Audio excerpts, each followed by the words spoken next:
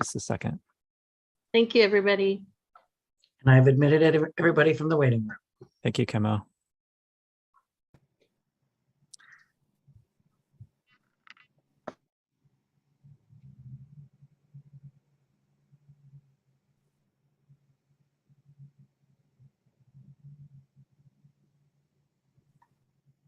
Okay, we're now live on YouTube. Have a great meeting.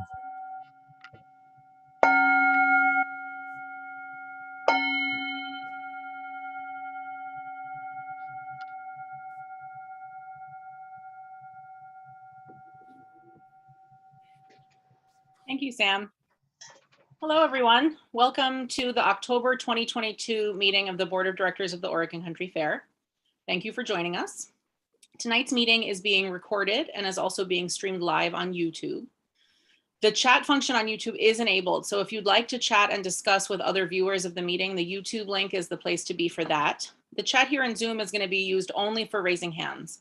Any discussion or comments in that chat box makes it difficult to facilitate the meeting and keep a stack so people have fair participation opportunities.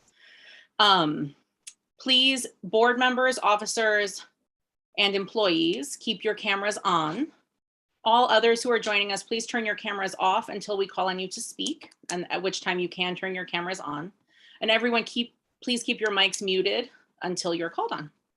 We're going to run until 9:30 tonight. We have a big agenda, but let's all please help us stay on task, speak your point in as briefly as you're able, given time to make your comments. Let's begin with announcements. Does anyone have an announcement?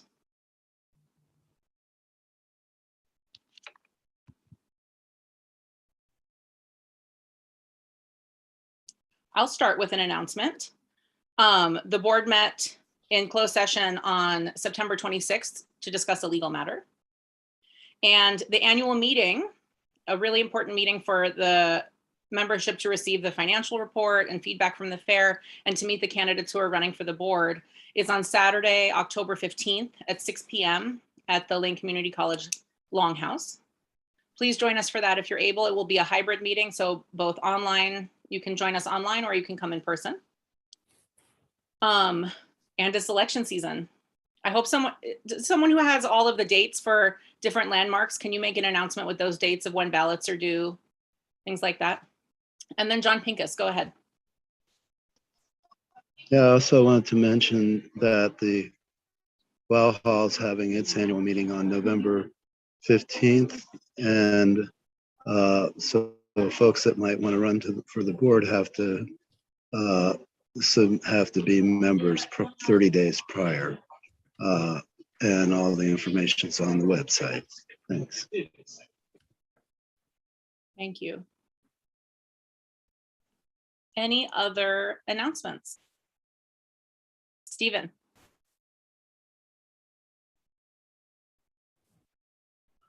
Hi, sorry, I'm just getting here. Be a moment. Yeah, so I would like to talk about the election for a moment. We sent out about 5,000 ballots last month. So those have all gone out. A number of them have been returned as undeliverable. So if any of you think you are a registered voter and you have not received your ballot, please email elections@OregonCountryFair.org as soon as possible so we can get you your ballot. I've had several hundred that have been returned as undeliverable. So I just need to make sure you get your address updated with us so we can get you your ballot. The annual meeting is on the 15th at 6:30 p.m. Anybody is invited to attend that. You may cast your ballot there in person. You may mail it before then, or actually up until the 22nd, which is when the ballots are due in the office at 8 p.m. on the 22nd. You can mail it to the office. You can hand deliver it to the office. Postmarks do not count. If we do not have the ballot in hand by 8 p.m. on the 22nd, it will not be counted. So please make sure you get it to us in time. If anybody has spoiled their ballot, get a hold of me, send an email to elections@OregonCountryFair.org, and we can void your ballot and reissue you a new ballot if you need to change your vote. So that's the basic deadlines that I need to talk about. I do want to mention that yesterday was the Get Out the Vote Candidates Forum. It was a great event. I think it was really informative. It was well attended. We have a large number of candidates this year, and they all gave fantastic input. So if you have not seen that, you can go to the .net site, and the link to the candidates forum is still there, and you can review it. It's about 2.5 hours, but it's well worth watching if you want to find out about our candidates. I'd really like to thank the Get Out the Vote team for putting that on yesterday and doing such a great job, and especially Brett and Rebecca, who were moderating that. So. And that's it. Thanks. Thank you. Stephen Berkson. Hi, if I heard wrong, please forgive me, but I think John Pincus said that the meeting was on November 15th and it's on November 13th. The information is on the Wow Hall website, but the Wow Hall annual membership meeting is on the 13th of November. Thank you for the clarification. Any more announcements? Sam, I see your hand. Sorry, thanks. I'm doing a couple of things. I don't have an announcement, but I do have a question. There's some question in the YouTube chat about the time of the annual meeting. Is it 6, 6:30, or 7? Apparently, there are different pieces of information that have gone out with different times. I believe I said 6, but since our membership secretary, Stephen Dyerkoff, said 6:30, I checked on the .net site and it does say 6:30, so I was wrong. No, just double checking. Thank you. Yep. Thank you for clarifying, whoever that was that posed that question. 6:30 on Saturday, October 15th. Okay, that brings us to the approval of the minutes from the September 2022 meeting. Do any board members have a motion to approve the minutes from September 2022? I so move. Paxton moves, and then Sue seconds. Excellent. Is there any board discussion on those minutes? Seeing no discussion, we can move to approve them by unanimous consent. All board members who do approve those minutes from September 2022, please raise your hands now. Anyone who is opposed, please give a voice vote of no. And I see all board members present with hands up, and Kimmo, Spirit is not yet at tonight's meeting. She'll be joining us late. So that's just 9 of us voting in favor. Great, so those are approved by unanimous consent. That brings us to our agenda review for this evening. We have quite a few items of old business for tonight. Is there anything that needs to be reviewed, amended, tabled, or withdrawn? Paxton? I'm willing to take on the Lawrence Taylor appointment to the Bylaws Committee. Okay, so that's new business for next month. It just got put on early as new business. Thank you. Yeah. What about tonight's old business motions? John? I'd just like to ask Sandra if she'd be willing to take her agenda item off. I don't see why there needs to be a board motion for those people to meet and come up with a recommendation. And just in the interest of trying to save time, I just like to suggest that. Well, Sandra, you're next on the stack. Yeah, well, as long as everybody agrees that we should move ahead with that, I'm totally willing to take it off, and we'll just get the work done and bring back a recommendation. And so that's the establishing the policy for former general managers and staff. Okay, right. So then we'll withdraw that. Yeah. Okay, great. Okay, and I did have something else. The Moisture Festival? Yes, I would like to move that into the first position. We have someone from the Moisture Festival here, and I'd like to let them speak first, and then she can go on her way. That's a great idea. We have done that in the past out of respect for the time of the folks who are joining us. So we will do that one first. Okay. And then as we come to the 2 motions that Spirit has on the agenda, we'll see if she's here to present them. And if not, we'll just move them down. Her intention is to join if she's able. Lisa. Lily, I'm here. Oh, hi. Lily, I'm here. And yeah, we'll get to them as we talk about, if that's okay. Okay, great. Thank you. George? I had something. Yep. Actually, George was right before you. George? I want to amend the language regarding the COVID vaccination policy. Is this the time to do that? No, when we get, as long as you're still bringing it tonight, when we get to it, you'll read your current language. Okay, thank you. Yep. Lisa? Sorry about that. I didn't see George ahead of me. I just wanted to say that the bylaws amendment motion can go down to the end of the agenda so that we can get through other things, because it's really there's no hurry. There's no rush to get to that. Okay, thank you. Okay. And now Sandra, Is this the time for new business? you can give new business now. I will also ask for it again at the end. Okay, I have a new business item for next month. Since we have until March of 2023 to spend the SVOG money, I'd like us to approve the carryover of the already approved SVOG capital expenditures. Okay, thank you. And Linda? I wanted to add an agenda item to approve the recommendations for the revenue projections from the Financial Planning Committee for next month. Do we have a board member who will bring that forward next month? I saw Paxton's hands. Okay. Okay, so that's on also as new business. Thank you, Paxton. And then we will have time at the end for new business. Okay. That brings us to membership input. So as we've been doing since we've become an online meeting, we're going to use the chat for raising hands for member input this evening. And it's only for raising hands, no comments, no discussion. Please feel welcome to turn your cameras on, but certainly your mics when you're called on to speak. But please do keep your mics silenced until it's your turn. Tonight's meeting, we have so much on the agenda, so I'm hoping that we can get to that timely business by maintaining a productive and respectful meeting space during this period of time. If you would like to speak on agenda items that are on topics that are not on tonight's agenda, now is the time to speak. Should you have comments on one of tonight's agenda items, then there will be time for member input on each agenda item. Everyone will have approximately 2 minutes to speak this evening, so Sam will be keeping time for us. And if you would like, you'd like to speak on a later agenda item, please make sure you just pay attention to the time allotted during your member input tonight. Who would like to go first?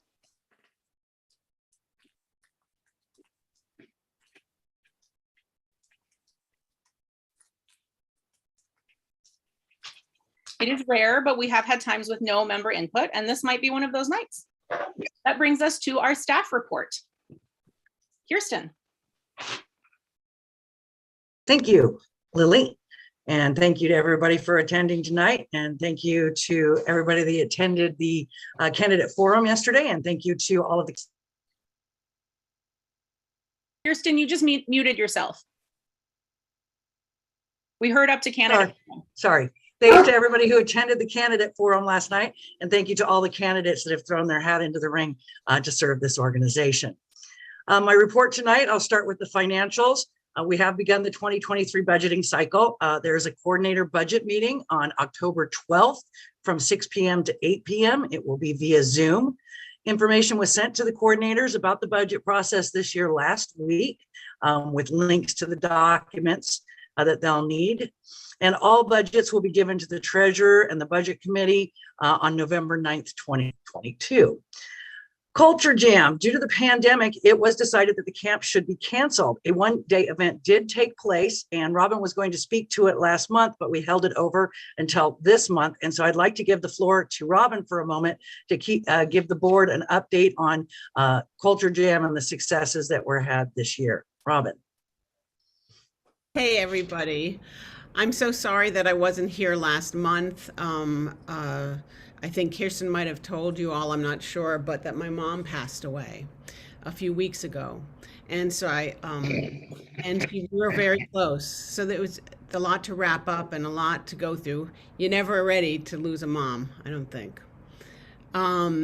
So boy, oh boy, we didn't have Culture Jam this year. And it was all ready to go. I mean, it was up. I had almost 100 people focused on being there, about 43 youth, about 25 staff. I had a kitchen crew of 21 people and two leads. And as we wound around the corner into, mid-July, those spike of COVID was gone up, and the beds were filled in the hospitals, and the strain was so was really contagious. And the way that this model works is that it's an 8-day arc. It's a process. It's not just 8 days of playing around. We begin and we have a middle and we have an end. And our job at this camp is to really support the young people and not to take them a few days in and then let them go. And so that was my concern, was that we were not going to be able to get through it without getting sick and without everybody getting strained, from our volunteers in the kitchen to our staff, and then having to call parents to pick them up. And so I pushed it as far as I could with a big plan to have us all rapid test before we came in. But it became really clear that even that was not going to do it. Certainly not to depend on a rapid test to create a COVID bubble. It was a good idea, but it wasn't. So very close, probably about 5 days before, I just had to make that decision. And so we shut it, and it was very heartbreaking. I also know that I got news that a sister camp of ours that does the same model down in Bolinas, California, they shut their doors 3 days in, and it was very hard for them to recover, or to it was an unfolding that was very difficult. And so that really, I think, clinched it for me. But it was very hard to do. So I had so many wonderful people helping. I have a list of thousands. But what I want to point out and say, the good news is that it was very clear to me and to two of my leads, Yoko Silk and Jans Ingber, that we should just turn around and we should do a day long for any youth, any of the youth that were coming, to be able to come out to Richardson Park 5 days later. We already had the City of Eugene Recreation Services already coming out with kayaks. We always spend a day out there at Richardson Park in the middle of camp. And so that was all set. So it was like, why not just all get together and have a day-long event, make it a 9 to 5 event, and have a picnic and do workshops and all the things that we do when I do a one day, which is getting to know each other and breaking into workshops and having a good time. So we did it. We just completely pivoted. I was able to send out the invitation when I broke the news to the parents that we were canceling the big event. I only got really positive response from the parents about the cancellation. They really understood. They may have been disappointed, some of them, but they really understood. And they also were really thrilled that we were making that one day available. So almost all the youth came. I mean, a really good portion of the youth were there. And I had two leads that were willing to lead. So we were under the big trees. We were, mask optional. We were out in the water. We were doing workshops. It was awesome. So I feel really positive about that. And some of the youth were able to reconnect with each other later on, which made me feel like we'd really met a goal, to build relationships. So that's the scoop. Wow, it was really hard. So I really want to thank Jans Ingber, who worked with me year round on staffing. He really put his heart and soul into it. And I want to particularly point out Tonya Aguilar, who worked on food. She ordered all the food, was ready to go. I mean, the truck was literally en route when I canceled. That was going to deliver most of our food for the 9 days, because we have a staff training day before the youth arrive. Yeah, all I can say, what I want to say to close is just to assure everybody that Culture Jam is alive and well. The staff that wanted to be there will want to be there again. There was enthusiasm from all the families. I think we might want to do a little extra outreach for youth next year, just simply because, it's new youth. So we're sort of starting again because a lot of the kids, all the kids have now cycled out over the last 3 years, 14 to 18-year-olds, And so a little bit of that, but the excitement is still there. The enthusiasm is still there. A lot of kids that are younger sisters and brothers are coming. There's a lot of love for Culture Jam still. It has not gone away. And I really believe that 2023, especially if we don't have COVID, will be a real extravaganza. It'll be a great reunion and it'll be a great event. So I feel assured of that. And I just love you all. And I'm just so sorry that we weren't able to celebrate at Culture Jam this year. Thank you, Robin. Appreciate that. Thank you for everything you've done. I know it was a lot of work and it was heartbreaking to not be able to have it this year, but we will focus our efforts on bringing it online next year. All right. Mm-hmm. Thanks. Okay. Administration, our 2021 tax filing is almost done. I have included the 2021 draft financial statements to the board in the board packet. We expect the 990 in the next week or so, and then it'll be ready to file. The annual membership meeting has been mentioned. It is scheduled on October 15th at 6:30 to 8:30 at the Lane Community College Longhouse. As it said, this is a hybrid meeting, both in person and online. You will be able to come in person, watch it, join via Zoom, or watch it on YouTube. The board election is coming up, and Stephen Dyerkoff hit all of those dates, but I'll hit them one more time. Ballots are due by October 22nd at 8 p.m. at the Eugene office, and the counting will occur on Sunday, October 23rd at the winery, and results will be posted as soon as they are available. Fair Care, there was a board motion, and I'm reporting back on the Progressive Solutions policy timeline. Fair Care will hold stakeholder meetings with the BUMS on Tuesday, October 11th. We are inviting the board, and I will be sending the board an invitation to join Fair Care on Thursday, November 10th at 6 p.m. via Zoom. And then we'll be doing a membership and volunteer-wide, organization-wide stakeholder meeting on Thursday, December 8th at 6 p.m. And we're not sure if those will be hybrid or just Zoom, but stay tuned for that information. Invitations will go out via email to all of the individual parties invited to those specific meetings. Also, per a board motion, the hybrid meetings, I'm reporting back that we can do hybrid meetings now in the Eugene office and at Alice's. Alice's has been available to do that for a while, but we have finished bringing the Eugene office online. We have a owl cam in the Eugene office now, as well as one in Alice's. We do have capacity limitations at both locations. The Eugene office will have a maximum of 15 people in person in attendance, and Alice's has a 20 maximum in-person attendance for hybrid meetings.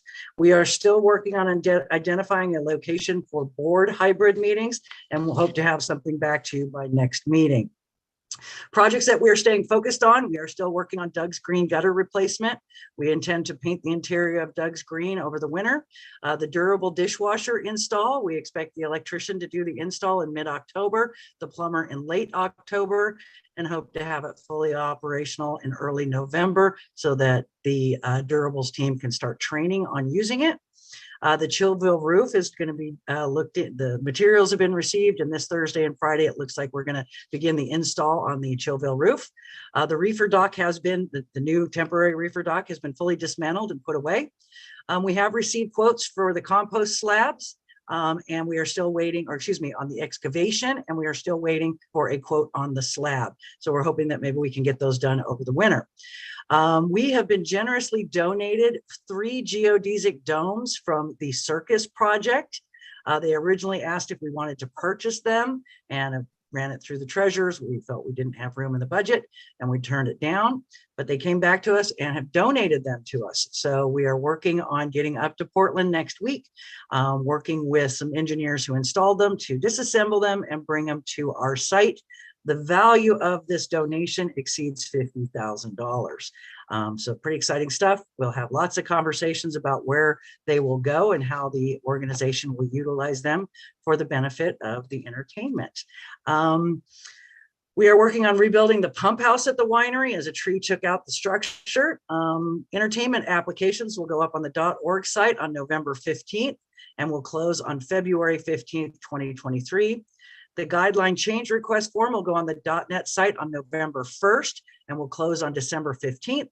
And craft applications will go on the .org site in January of 23 and close in April of 23. Thank you so much for your time. Thank you, Kirsten, and thank you to Robin for the report on Culture Jam. This brings us, John, do you have a direct question for Kirsten? Yes, I do. Go ahead. So your response to in the report about hybrid meetings, is that just an initial response to the board motion, or is that the totality of your response to the board motion? That was my initial response. I stated that I would be reporting back next month about board meeting hybrid meetings. Well, I'm wondering about other committee meetings. All committee meetings can be held at Eugene office or Alice's office. Are you looking into how to facilitate hybrid committee meetings when they're held at other locations? No. We can't control other locations. So if committees want to have meetings at other locations, we can't know where those locations are. Therefore, we cannot be prepared to support hybrid meeting at locations that we're unaware of. Did you consult with the IT folks about that and with the committees? I consulted with IT about that, yes. And providing committees space at our facilities is the best we can do at this juncture without incurring costs. If a committee has a location that they would like some support at, I recommend that they contact the office and we'll do the best we can to support them at whatever location they choose. Well, but we have two options for committees to meet at our facilities. So this isn't a time for dialogue. So John and Kirsten, it sounds like you have had a few back and forths. Let's see what Kirsten comes up with by next month to support meetings in the office and in Alice's. Well, it's just that this isn't a time for dialogue. If you oop, I'm sorry. Arlo thinks it's time for dialogue. I'm going to let him out. John, go ahead and ask one more question. You're saved by the bark. I've just realized that, I mean, your comment, Kirsten, that it's other things would cost money. Well, the motion asks to come up with a budget to facilitate this kind of meetings. And two of the specific examples that were given were how elders sometimes meets at people's houses. And there are some committees that walk around site. And I guess the intent, I thought the intent of the motion was to look at all possibilities. I appreciate that the office and Alice's are available, but I think the motion was more encompassing than broader than that. And that's all I have to say right now. Okay, thank you. That brings us to the treasurer's report and budget items. Hillary and Linda, what have you got for us?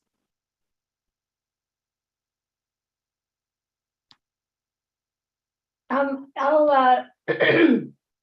go first. I just quickly will say that the Financial Planning Committee met last week, and we are going to be presenting a recommendation for revenue projections. And the Budget Committee will kick off with its first meeting on this week. Yeah, in a couple days. So beginning of the season for budgets. Lots more to come. Hillary? Thank you. Yeah, I want to thank the Budget Committee and the Financial Planning Committee for getting together. And so we'll have the revenue projection, which is the prices and the volume on his new business for November, old business for December. And so I'm hoping that sometime after the election, we can have an open board work session in talking about the revenue projection and the capacity, because at this point they're fairly united. The Financial Planning Committee voted to support leaving prices as they were this year when they came out of the Financial Planning Committee meeting, which all the prices would be the same as what we used this year, except for some increases to the booth fees. So the overall revenue projection is a little bit higher because of this booth fee increase. So you'll see that. We'll get details out to you. At that level, we could cover, if we end up being able to, COVID willing and everything else willing, have a fair with those prices at the capacity report, at the capacity level that the board passed. We could have a fair that we can restore our culture jam activity, restore our philanthropy, restore the expenses that we had prior, and have reserves at the end, and keep our year-round operation going. We will be presenting a lot more information on that in the interim, and hopefully at a board work session as well. As I said last month, some of the core documents about the capacity are now on the .NET site. They're not super easy to find. You have to go to the board area of the .NET site, and under board working documents, there's 4 documents, 1, 1A, 2, and 3, and those are the basic capacity reports. I have drafted an update with the 2022 results, and I will try to get that onto the .NET site in the next day or two. Right now, you can get links to it on Facebook in the OCF discussion group and in the OCF crew news. There's links to it there. So, I really hope we can talk in detail about, what it means to be controlling our capacity in the long run. If we stick with the 35,000 per day or 15,000 admissions per day, that's basically every day becomes no larger than what has been about a medium-sized Sunday, like not the big years, but the Sundays that were medium-sized, with the possibility that if we focus on trying to control our internal population through the comps and through some of the things that are easier for us to control without limiting booth sales, without limiting crews, without limiting a lot of our core operations, I think we could still get 3,000 to 4,000 population reductions a day to that without affecting the income either. So I am asking that we take that approach. And I really would appreciate people reading those capacity documents and looking at it. If we are in the long run to be managing our growth, it's going to take a lot of understanding of how intertwined our finances and our population and our operations are, and figuring out how we are going to shift priorities and cover tasks that need to be tasked and reassign people possibly to do certain things, and how we prioritize. So I'm hoping that we don't take a short-term answer to density. I'm really asking that we take a longer-term approach to trying to figure out how to manage and solve the problems, and keep our finances in mind as we make those decisions. Yeah, so that's it. So we'll put the information out, and I hope that we will get a board work session, an open board work session scheduled, and talk in detail, all together about this. And there's some financial information out, and I will continue to add to that and get it onto the .NET site. So thanks a lot. Oh, and one more thing. Robin, I didn't realize your mom died, and I'm really sorry. I met her, as you know, in Mexico. She was a delight, and I'm very, very sorry. And I also want to say to Sandra, whose mom passed this week, I'm very, very sorry for your loss. Losing moms are big losses, and I'm so sorry for both of you. My heart's with you. Thank you, Hillary. Thanks, Hillary and Linda. Brings us tonight now to committees and work group reports. Please, anyone with a committee or work group report, feel free to share now, keeping in mind that we have a fully stacked agenda tonight. Any reports that are more appropriate to be given in writing, they can be sent to the board and sent to Kimmo to be included in the minutes. That being said, who would like to have, Paxton, go ahead, you go first. I have oh dear, I picked up the wrong paper. I have a quick lump report. Here it is, summary report. There was a special meeting to discuss the emerald ash borer. We discussed which lump zones we've mapped at the site that are predominantly ash trees, acknowledged the human challenges with long-term planning and our resiliency, started planning for species appropriate replacement trees, and how to communicate with and gather support from the Fair family as we move ahead. Our next meeting is Tuesday, October 11th at the Fair office and also online from 6 to 8. Thank you. Thank you, Paxton. Sue? Hi, Food Committee is hosting a food town hall this Sunday, October 9th from 4 to 6 p.m. The link is on the .NET site, and this is primarily for food booth coordinators and their crews. We're going to be reviewing this past fair and what worked, what didn't work, and get some ideas going. Thank you. Any more work group and committee reports? Okay, seeing none, that brings us to old business. We agreed in our agenda review that we do the Moisture Festival sponsorship first. So Sandra, go ahead. Okay, thank you. The Moisture Festival is a sister organization to the Oregon Country Fair, and they're in a difficult spot right now. They've lost their longtime location at Hales Brewery, and they're looking for alternate sites that are very costly. And so it's very precarious for them right now. So I'm moving that we sponsor the Moisture Festival for $5,000.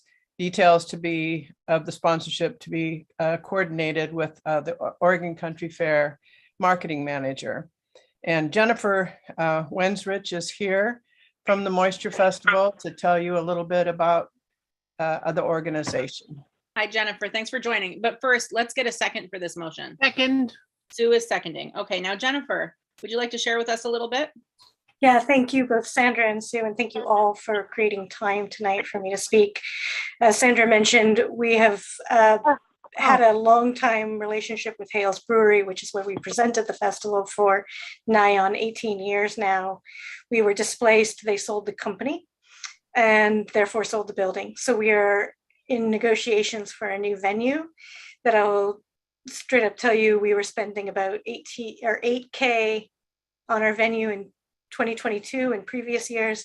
Our new venue costs are looking to be around 35, 36K. So as you can see, that's a significant increase to our operating costs. And we're looking for any kind of support we can get. Anything would mean the world to us. And I'm happy to take questions or provide any more information that anybody is looking for.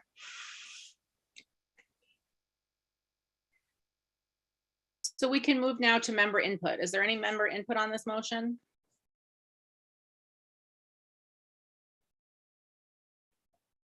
Seeing none, we'll go to board discussion.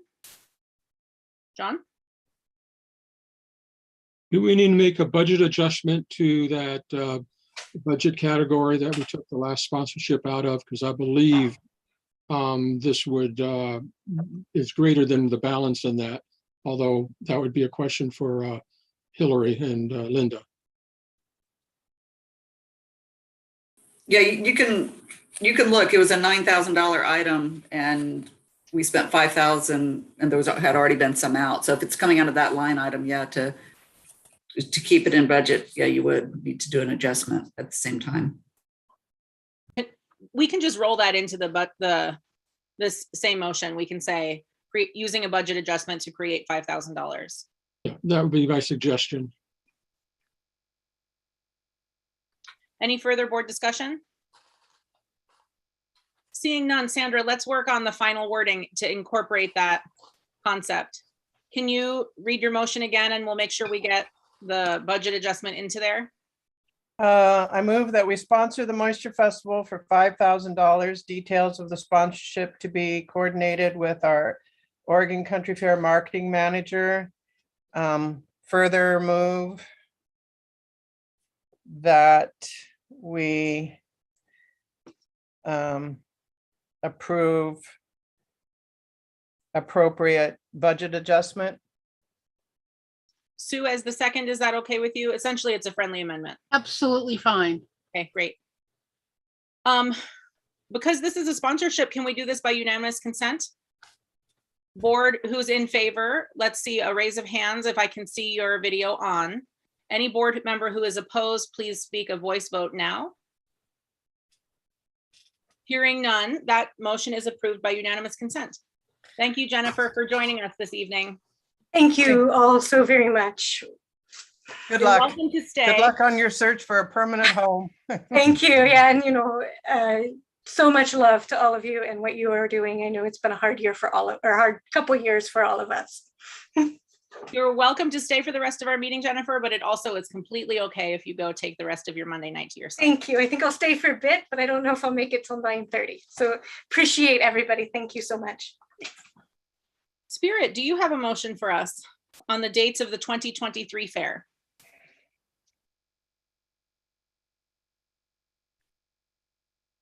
Could be that Spirit is not able to participate right now, so we'll move on to the next motion. And when she's back and ready, we'll have Spirit. So now we are on to AJ.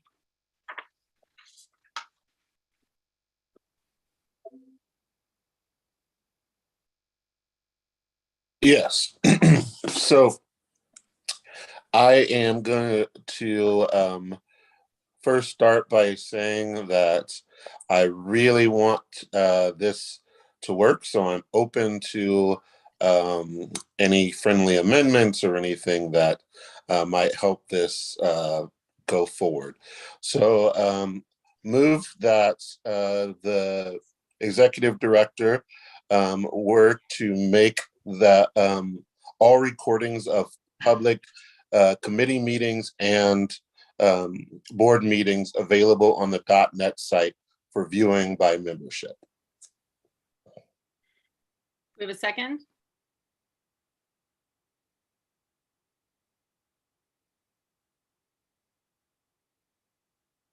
Do we have a second? Yes, I second. Thank you, Sandra. Okay. Member input. Steve? Yeah, so this has come up a couple times, and I just want to reiterate to everyone, these meetings are supposed to be public. All the membership is supposed to be able to attend and participate. To not, and what has been clear is that minutes are not complete, nor do they always tell the story of what transpires in some of these meetings, some of which has been contentious, and people want to know what actually transpires in order to form their opinions. So continuing to say that unless you show up and sit there through the meeting, you can't know exactly what actually went on is its own form of elitism to say that only people who've got the time to come to meeting after meeting after meeting get to know what's happening. Thanks. Any further member input?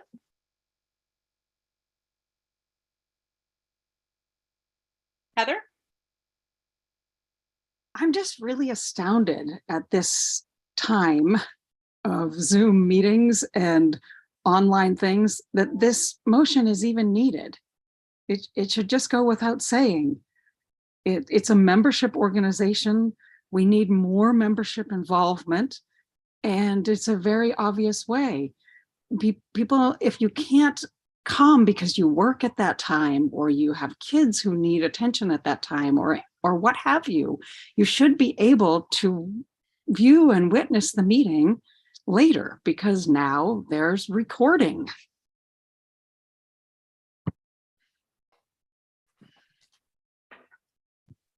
Any further member input?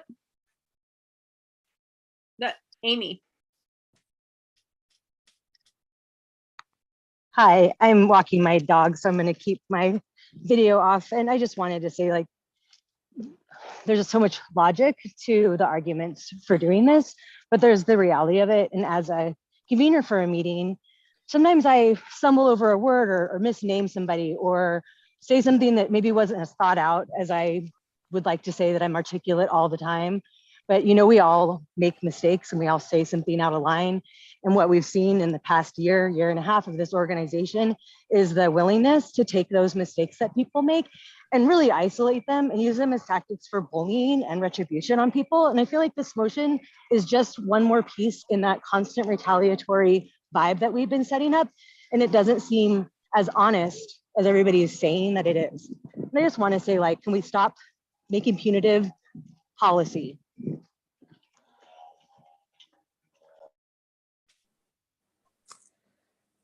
Seeing no further member input, let's move to board discussion. And I see Paxton, you had your hand up a little earlier. I have a couple of amendments. I'd like to take them one at a time, and I hope they're friendly amendments. So the first one is meeting recordings are property of the Oregon Country Fair. No one may use any part of the recording without permission of the Board of Directors.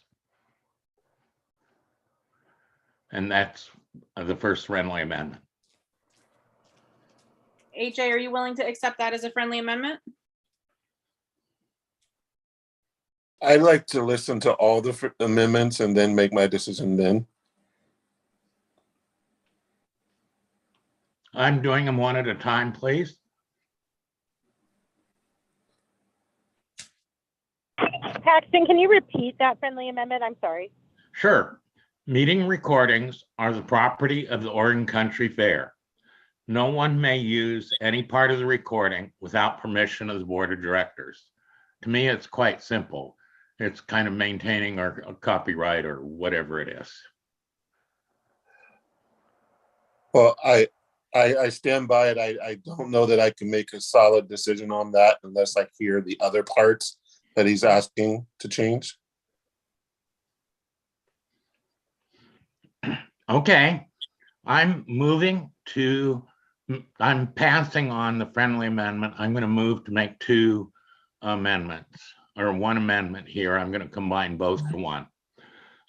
Meeting recordings are property of the Oregon Country Fair. No one may use any part of the recording without permission of the Board of Directors. Generally, video recordings of open official meetings will be available for viewing 30 days after the recorded meeting. With permission of the board, represented by the president, any committee may request their recording not be released. If it is an operational committee, then that decision to release falls to the general manager. That's my motion to amend. And John seconds. Okay, and so let's have discussion on the amendment only. Sam? I'd like to request a friendly amendment to the amendment, general manager change to executive director. Executive director, yes. Excuse me. John, do you accept that language? Yeah. Okay.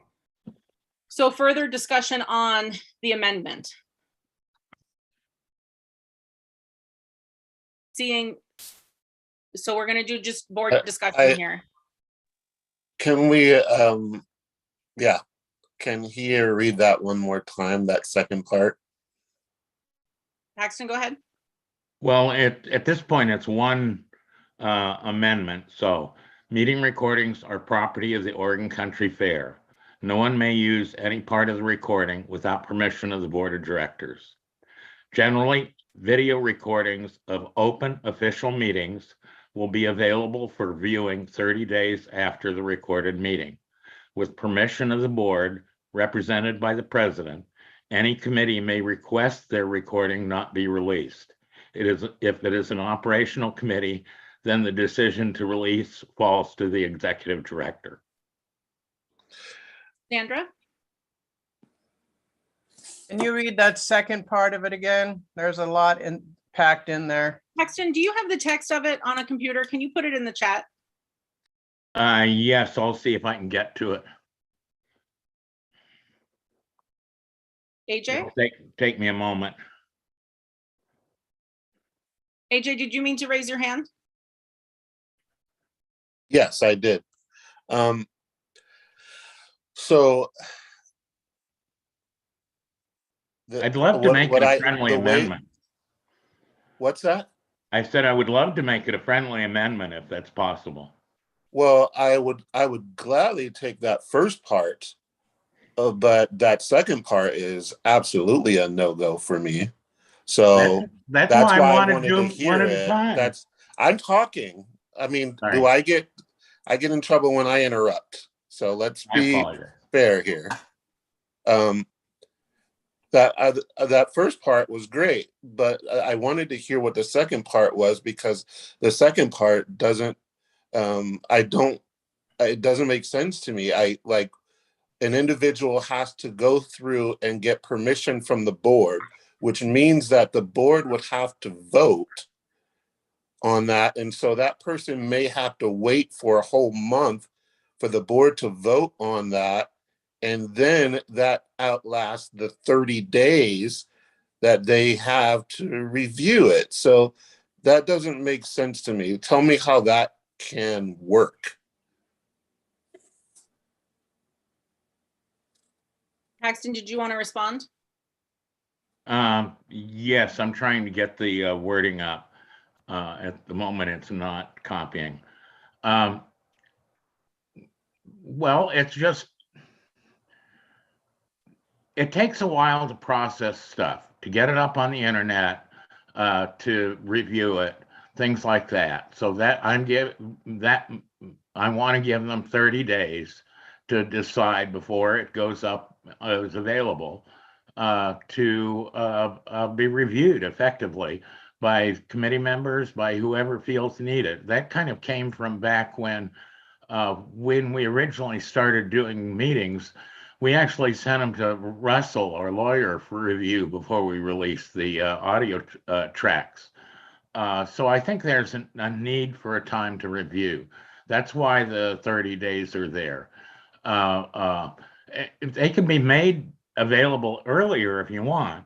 It's also that it's really one of the things, it's purvey of the board and the president to actually release the recording. So that's why generally they're available. But if a committee has concerns about legal or other things, they can then request that through the president that the recording not be released. So I think that's a safety feature. That's the reason why I wrote it the way I did.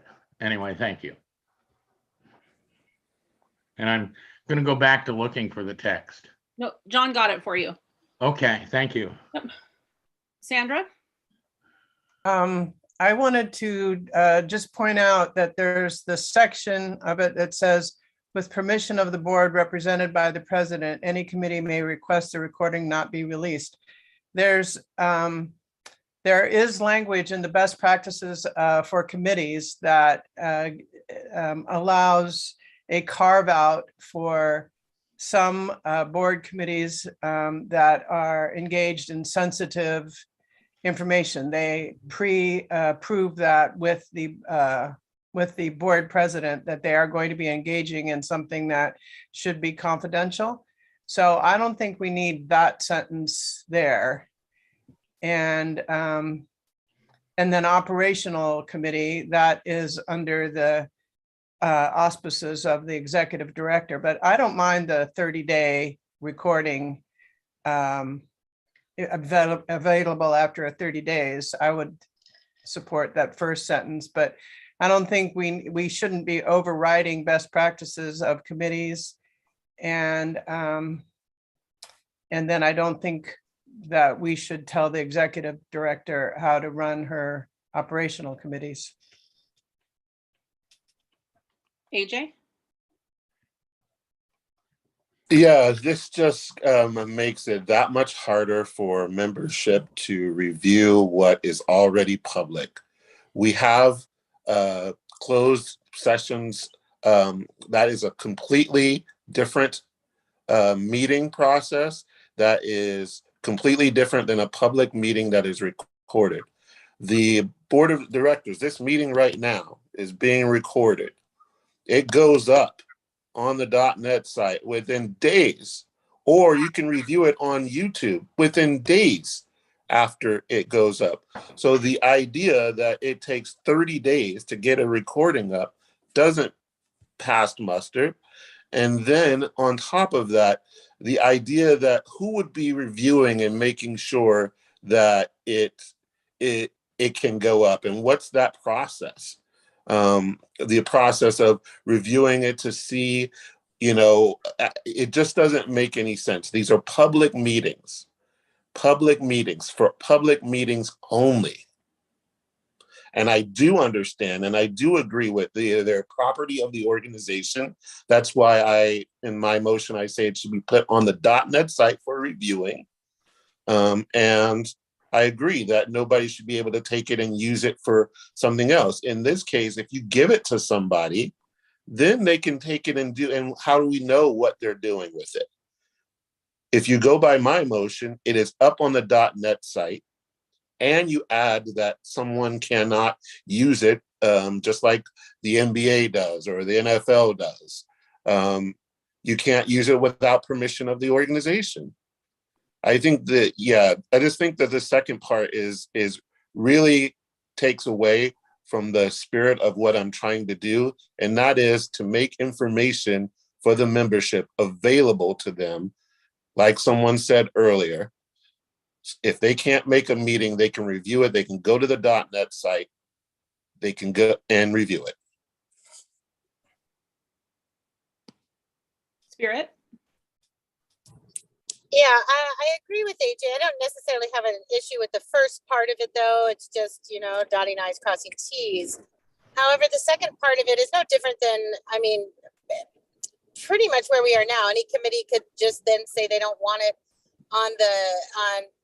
for public consumption. But the reality of the situation is that these are committees of the board, and we're saying that people are going to be limited in being able to watch them. Sometimes it's taken over a year for committees to get minutes out or longer. And things can be taken out of context much more so in that way.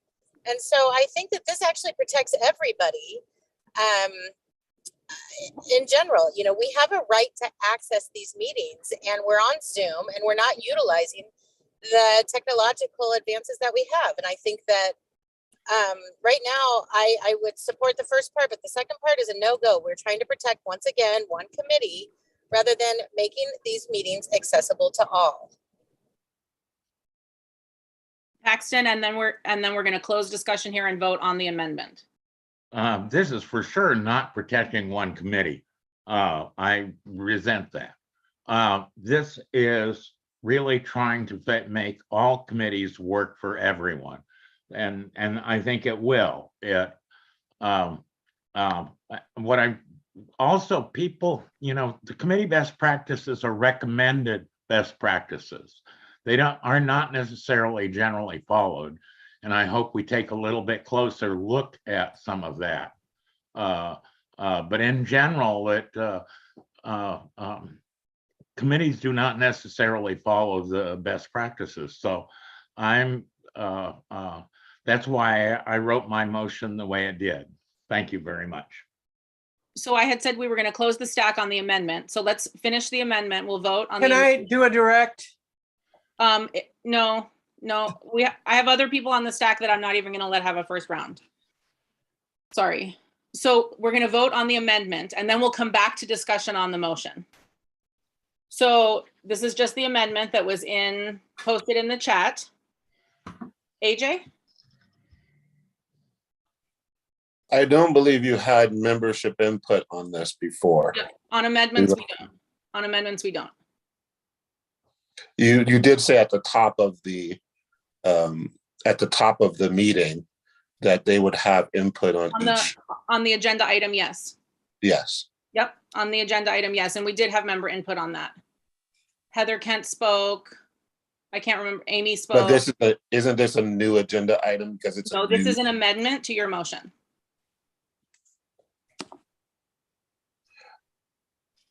Okay. How would you like to vote, AJ? So are we voting on Paxton's too? Yes. Things? That's the amendment. No. Okay. Sam?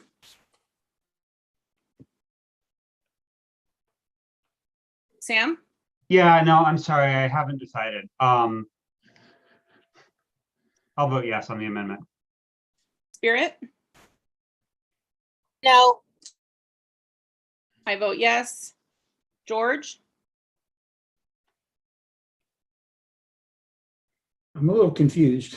I've been hearing, it seems like completely different things said, but I do feel that there's some clarity in this amendment. So I'm gonna go for yes on the amendment. John? Yes. Lisa?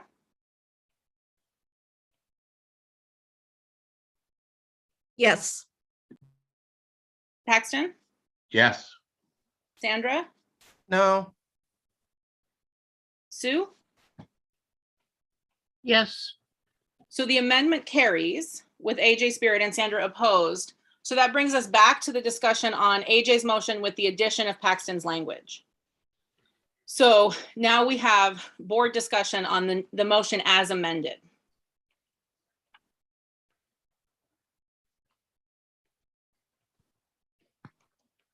Sam?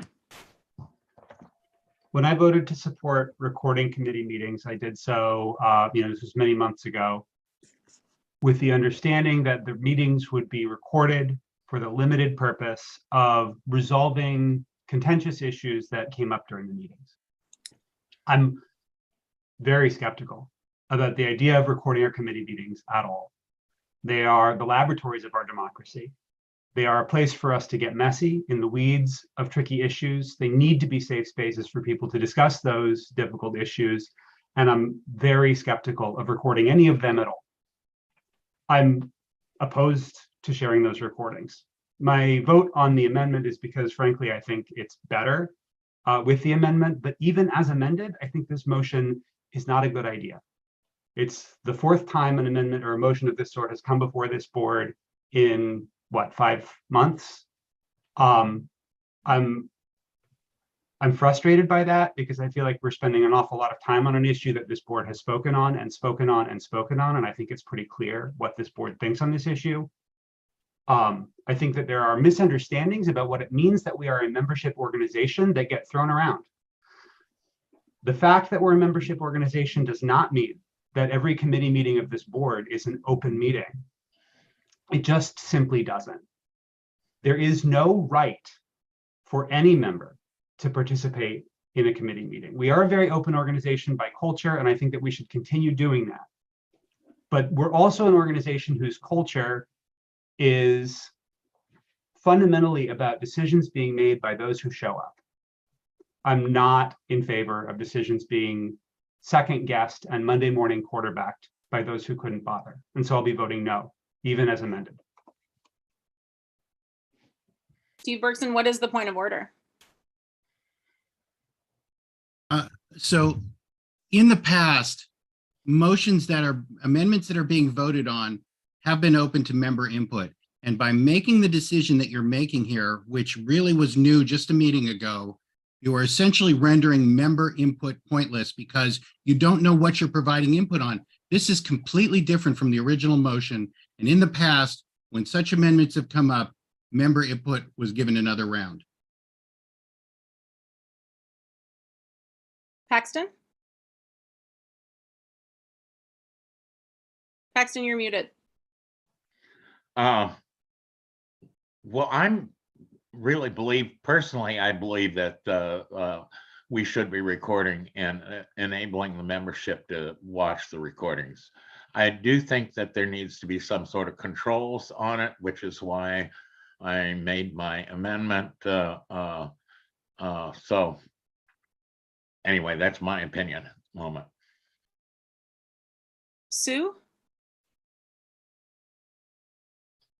Both food and craft committees had long discussions on this topic. Both committees have major concerns about the motion. Both committees are involved in making things better for booth folks, as well as thinking about the rest of FAIR. So in working on ideas and plans and such, we're often throwing out different ideas, odd ideas. People can have physical reactions to them caught on camera and all of that. the major concern that both committees have is if people are, okay, first off, almost all of our meetings are open. Our links are on the .net site. We encourage people to come. We've been getting more and more people participating in the craft committee meeting and participating in the food committee meetings, and food committees having a town hall this weekend. So what the concern is that if people have people participating in the meeting, here's something that somebody says and they're like, wait a minute, what did you mean? There can be a clarification, an explanation right there in real time. If these recordings are made available to membership post-meeting, the concern is that A, if people have a concern about some wild idea that may have been thrown out, but not even enacted on, that they might take that out of context. If they see an odd expression on a person's face, they could take that out of context. It's to both committees, it seems a little punitive. For decades, it was, yes, you can come to the office and be at our meetings and read our minutes. Food committee just lost their scribe, so food committee members themselves are scrambling to take turns taking notes. And we want to be able to approve those notes before they get posted on the .net site. So if this passes, I know that we are going to lose members on both committees. And other members will say far less in the committee meetings. I think this will be a hindrance to our service to the booth committees and to the greater fair. I'm opposed to this motion. AJ?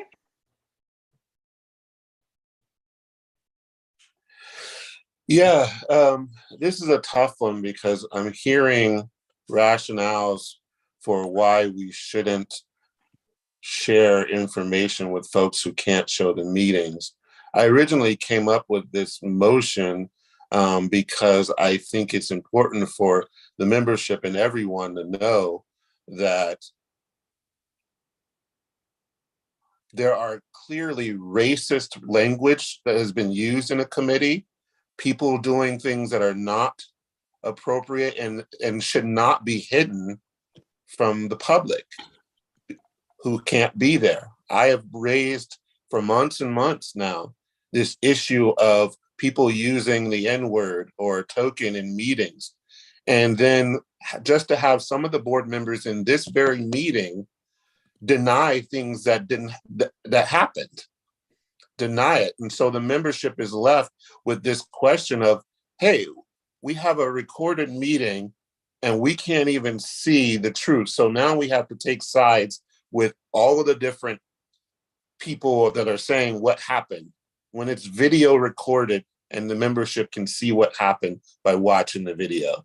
This is not about people, if you're afraid because you may use some language or have a facial expression or whatever that some people may take out of context, they can do that in the meeting. They can do that. This doesn't change the fact that you've done that. It's a public meeting. What this does, because we haven't had an investigation on what actually has happened, especially around certain committees, what it does is it has a record and it allows our membership to view it. So there is not this he said, she said, or they said, or whatever. It really is that. And this is not like all the excuses I'm hearing. We're talking about racially charged language being used and people denying the truth. And the membership should know about it. And the people that are protecting these people that are using this language and doing these things should be ashamed. Really. It's not okay to just say, oh, we want to keep this secret so nobody sees, so we can behave however we want to behave. We can say whatever we want to say. It's not okay.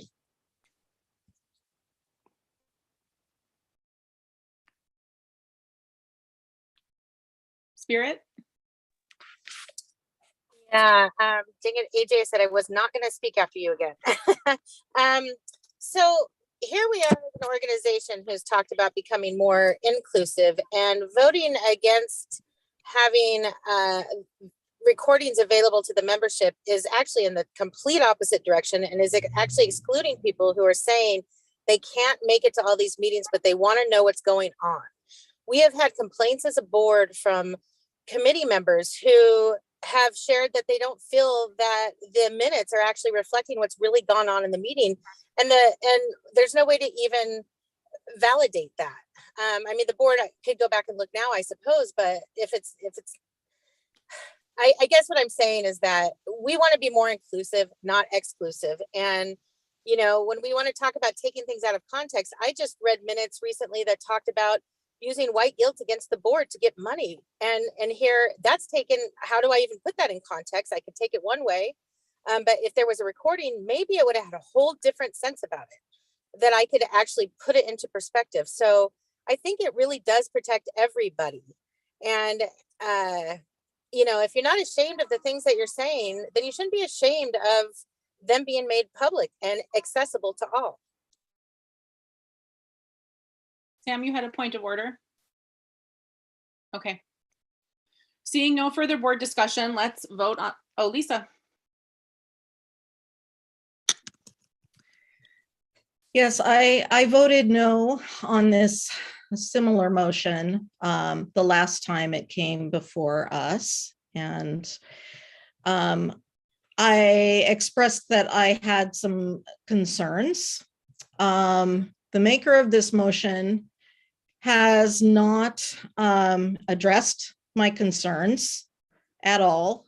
So I'll just express them. My big concern is I would like to get a legal opinion on what, if any, risk we as directors would be exposing the organization to adopt this policy. I imagine that there's nothing illegal about it, and some could argue that it could protect us, but I want a legal opinion on that. And I just have a feeling that what we might hear is, yeah, you can do that, but I wouldn't advise it. I could be wrong.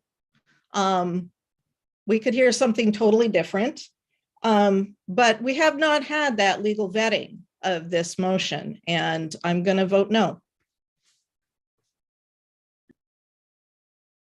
Okay, seeing no further board input, let's vote. Sue, No. Sandra,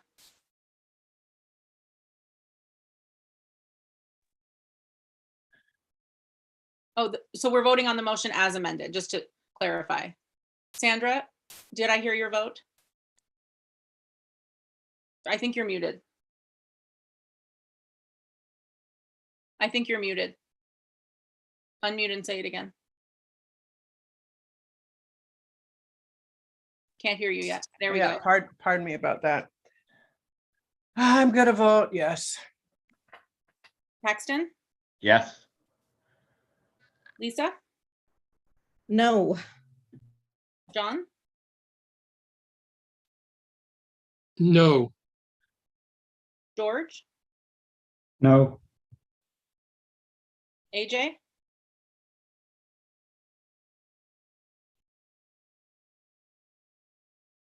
AJ, I didn't hear you. Sorry. I don't like that this motion, I don't like that this motion makes it difficult for membership to have access. But I'm gonna vote yes. Sam, No. Spirit,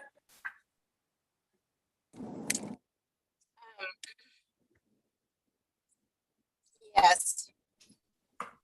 And I vote yes. That motion does not carry with Sue, Lisa, John, George, and Sam opposed.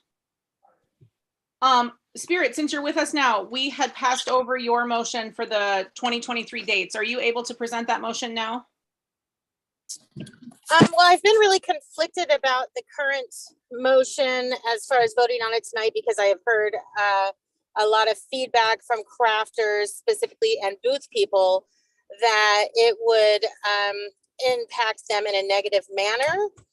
And that matters to me because they haven't really been able to come to the table. So what I would like to do is present a new business motion at the end, which is going to include developing a task force to look at this from all angles. And I'll talk about that more at the end. Okay. So you can withdraw this motion. Withdrawn. Okay. Thank you.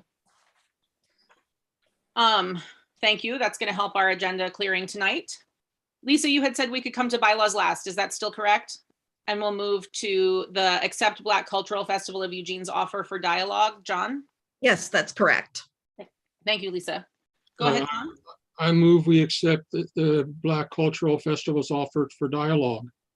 Do we have a second? Sue? Second. Oh, Sorry, I saw Sue. okay. Member input.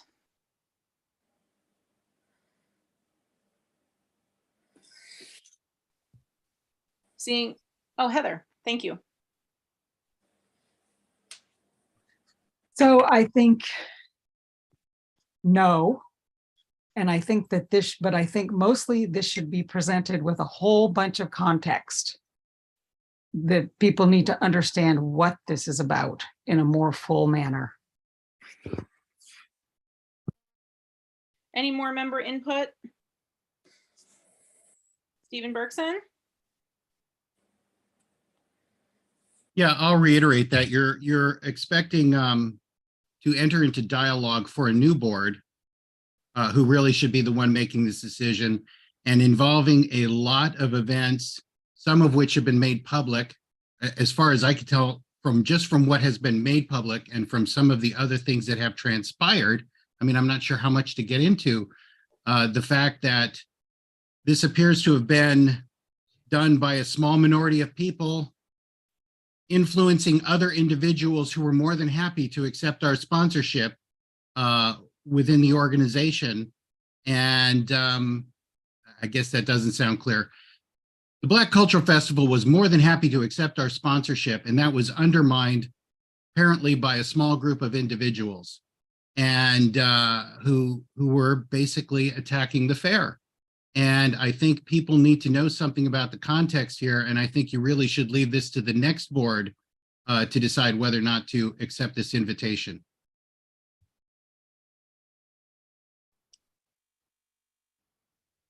Any more member input? Moving, Lainey?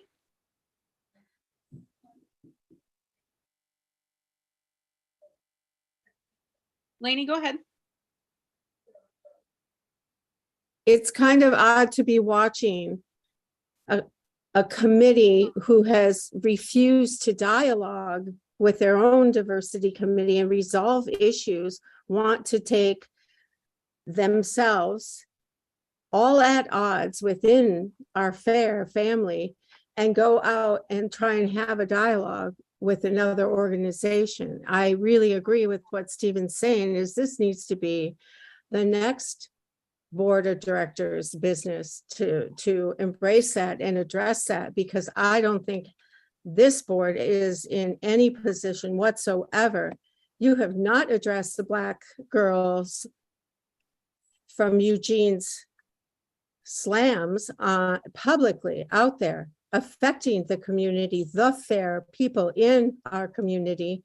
It has been mentioned that this Black Cultural Festival wanted to accept Oregon Country's Fair donation and to be communicating and be in community until a small group of individuals who have dissent and are sitting at large unresolved, having a major impact. It's not appropriate to engage in that dialogue with this board. It's the next board that does that work, because this board can't even contain an issue, you're ignoring an issue. It's not resolved. Are they a committee? Are they not a committee? They're all on protest. They've left. They've stated it clearly. They're gone. Then dismiss the committee and allow the rest of membership who hasn't had the time to address this issue at all, be able to have a conversation about DEI. There was brilliance in what was delivered in the candidate forum. And that is the future of what the fair will stand on, ride on, and resolve the things that this board hasn't had the courage That's to 2 address. minutes. Thank you. Thanks. So no other member input means we'll go to board discussion. AJ, you're up. So let's talk facts here. The fact is that as a Black man, I brought this cultural festival idea of sponsoring it to this organization. In the beginning of that conversation, this festival and the person I was working with was more than happy to accept our donation. We worked for at least 2 weeks on the details of it, and they were excited about it. The reality and the fact is, members of our own, this organization, OCS organization, on their diversity committee and friends of, worked outside of the organization in communication with this festival to get that donation or that sponsorship denied. Those are facts. But again, we don't get to have recordings or anything like that. So you get to just hear my side and other sides. That's a problem. But those are facts.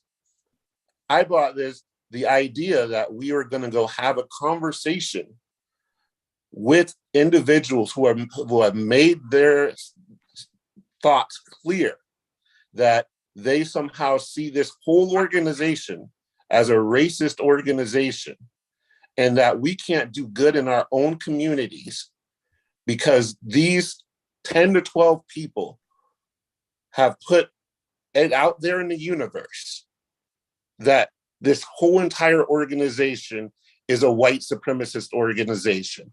That is what they're saying about us. And they are current members of this organization working on the behalf of the diversity committee. And there are board members who know this. John, you know this. This is one of those little motions that you are trying to sneak in here without context to the membership, so you can have your friendships with people who obviously do not want to be a part of this organization. Like I said in the candidates forum, I will repeat that. DEI and justice, equity, and inclusion in this organization is for all of us to deal with, for all of us to play a part. And we made a mistake because we made these few people within our organization the standard holders for what we should be doing with DEI, and they are not. So I'm going to be against this motion because John knows exactly why we shouldn't be doing this motion. We need to get ourselves and our organization in order and figure out some things within before we go out in the public, obviously, and start having these conversations. Lisa? Yes, I was thrilled to be able to vote yes on the sponsorship for the Black Cultural Festival. I felt that this was a really wonderful opportunity for the OCF to get to network with another organization here locally. And, you know, when I heard that they had declined our sponsorship, I still haven't heard anything directly. Everything that I've heard has been hearsay. And I would love the opportunity to sit at the table and speak directly with the folks involved. So I support this motion.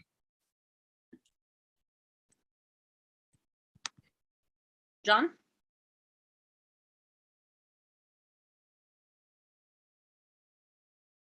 In turning down our sponsorship, this is part of what they came back with is an offer to sit down and talk with us about what they consider true allyship to be.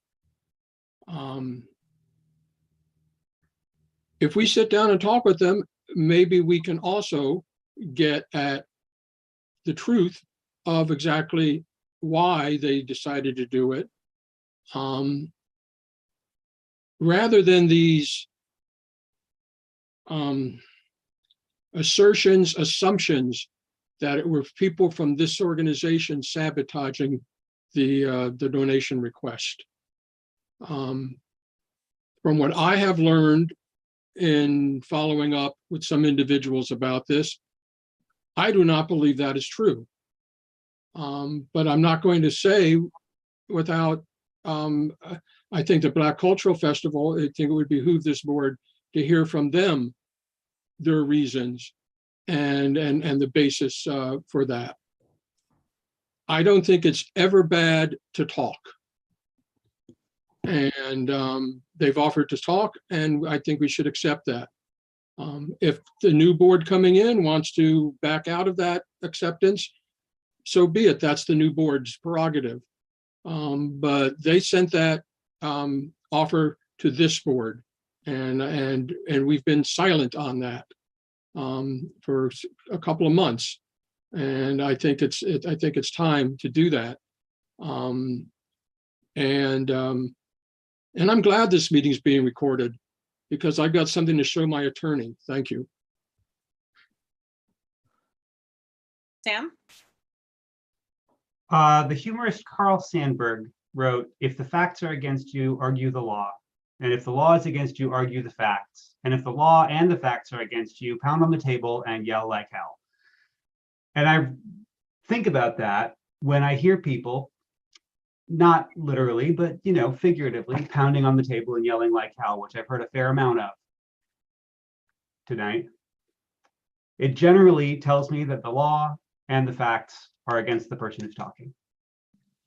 I don't understand why we wouldn't accept a generous offer for dialogue with an organization that clearly thinks that we've got some problems. We may or may not agree with them about the problems that they think we have, but why wouldn't we want to talk that out?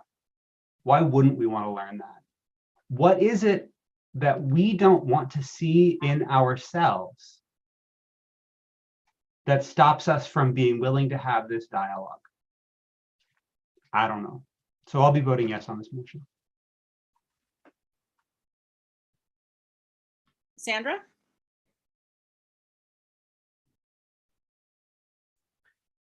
I think this whole experience has continued to really complicate some of the issues before us, especially around DEI. And we've really never established what our own DEI goals are.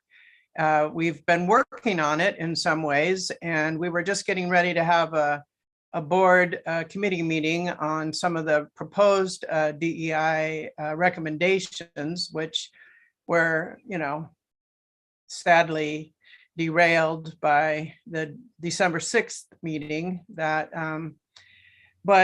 I also think that next month we're going to have a new board. There will be 5 to 6 new members of the board, and we're obligating their time and inclinations.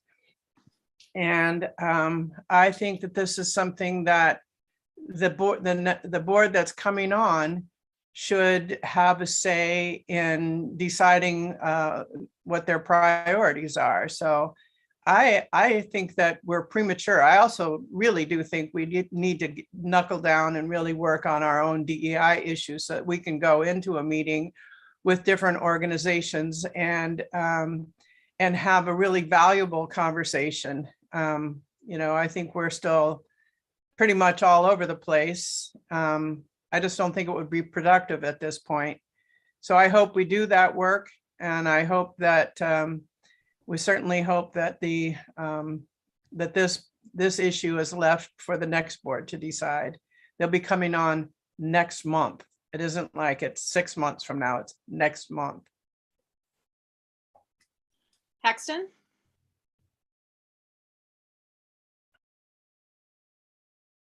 I really want to have this discussion, so I support this motion. We really need to sit down and have a talk. I'd like real information instead of speculation.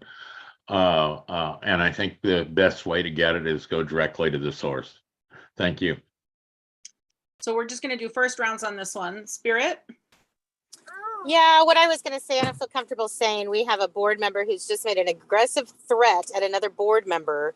And I do not feel comfortable at all expressing myself because anything apparently said or done can be used against me. And John, you have perpetuated the ongoing harassment of a person of color on this board, so you have a lot of nerve. George? It seems to me that pretty clearly, at least for certain members of the Black Cultural Union, we didn't meet up to their expectations, that they judged the organization not being worthy as an ally, and therefore, we're not interested in our supporting them. And they've made that pretty clear in the public forum. I would be happy to entertain a notion that said, let's have them write us a letter and explain in that letter what it is that they consider our failures. And we can take a look at that, take it under advisement, and see if it's something we want to address. But I don't necessarily think that sitting down and talking about it is going to necessarily get it solved. So I think that it's a good way to begin is to say, we've considered this and we'd like to get some sort of an idea of what we're walking into. What is the beef? I think that'd be a reasonable way to proceed. Any board members who haven't spoken on this topic? So let's go to a vote. Lily, that is not okay. That is not okay.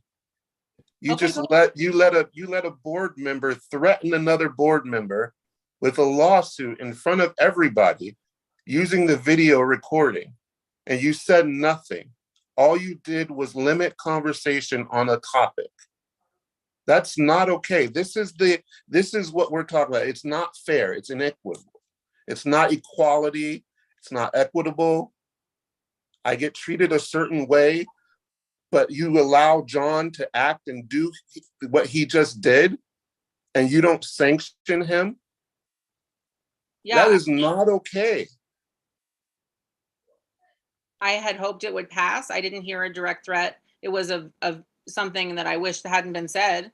I thought it was inappropriate, but I don't feel the need to sanction him. I moved on from that, much as I move on from other people who say things that feel out of order. You move on to it. You move on, Lily. But it didn't happen to you. You're saying that you moved on, but he constantly is doing this. I can't move on because he constantly uses threats like this to me and says things to me. AJ, I welcome you to talk with me after the meeting about it. We can work on how to go forward after the meeting, but we're not going to solve this issue right now. He did this in public, Lily. He did this in front of our whole membership yet again. The same thing with the diversity committee using the N-word Point of in front order. everybody. Point of order. All of that. Sam, Point of order. Listen to it. Point of order. AJ, let's work on a way to fix it after the meeting. I hear you. Let's fix it after the meeting. There's not anything I can do to change that it happened now. Sam, what's your point of order? I think you've just resolved it. AJ wasn't recognized to speak. He had interrupted the meeting and was out of order. Okay, so we're going to vote. AJ?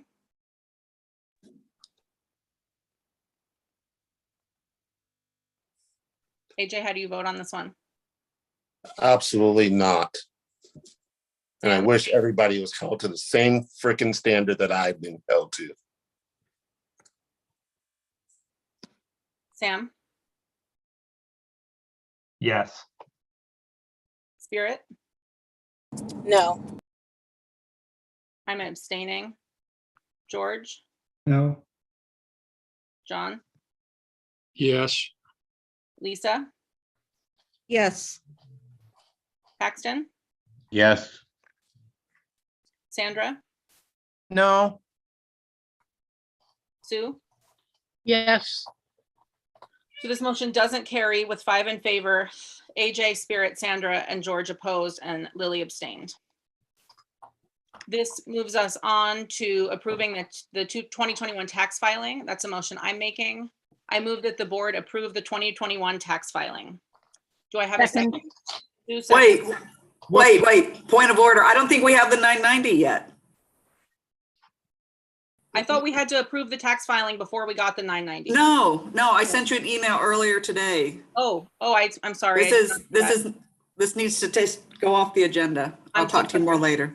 Okay, so we'll withdraw it or move it forward to next month, Hillary?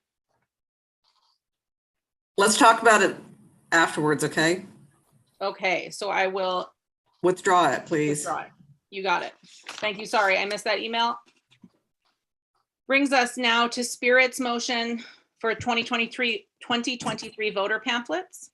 Spirit, are you able to bring this motion for us now? I move that the candidate statements are printed and sent out with the annual notice, or with the notice of our annual meeting beginning in 2023. Do we have a second? Sandra seconds. Excellent. Member discussion.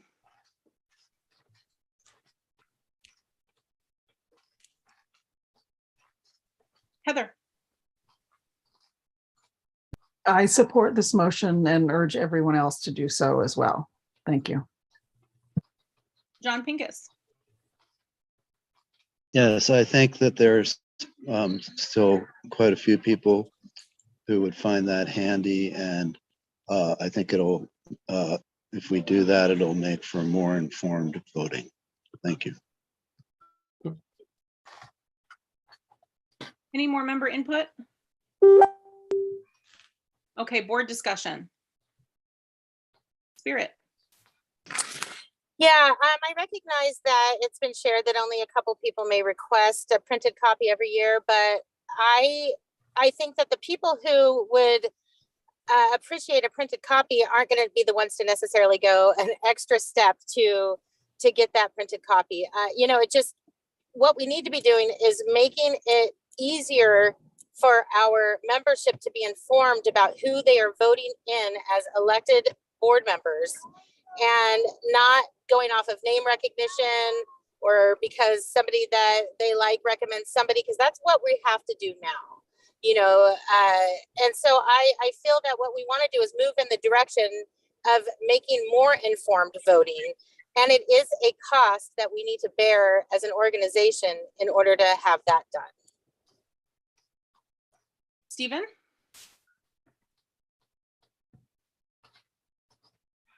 Yeah, I've thought about this quite a bit since last month and talked to some folks about it. And I have a different idea that I'm hoping that Spirit and the rest of the board might entertain.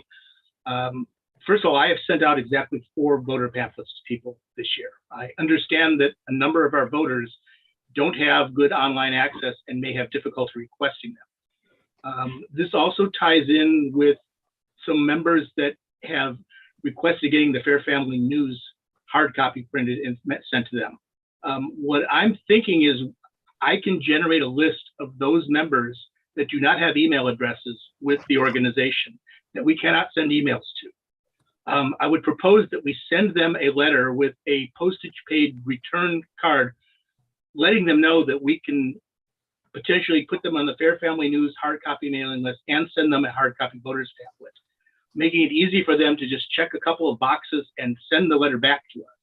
Postage paid, we can even pre-address it with their name on it. All they have to do is check the boxes. It's a tremendous expense and a tremendous cost in time and preparation to send a voter's pamphlet to 5,000 members when only a handful really need it.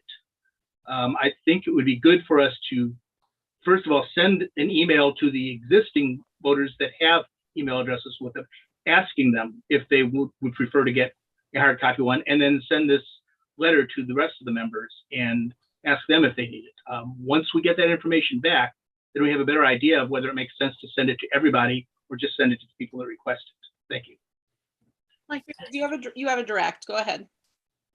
I was just going to ask you, Stephen. Well, first of all, I just want to say thank you for all you're doing right now. And I don't mean to put this, more on you. It's just something we've done for a really long time. My question to you is, you said that I can't remember the term you used, but that it was a high cost. Can you tell me how much out of, I believe, the $10,000 budget that you have to do the elections, that it costs to put in the voter pamphlets, the printed voter pamphlets? It would probably cost at least that much for the voter pamphlet alone.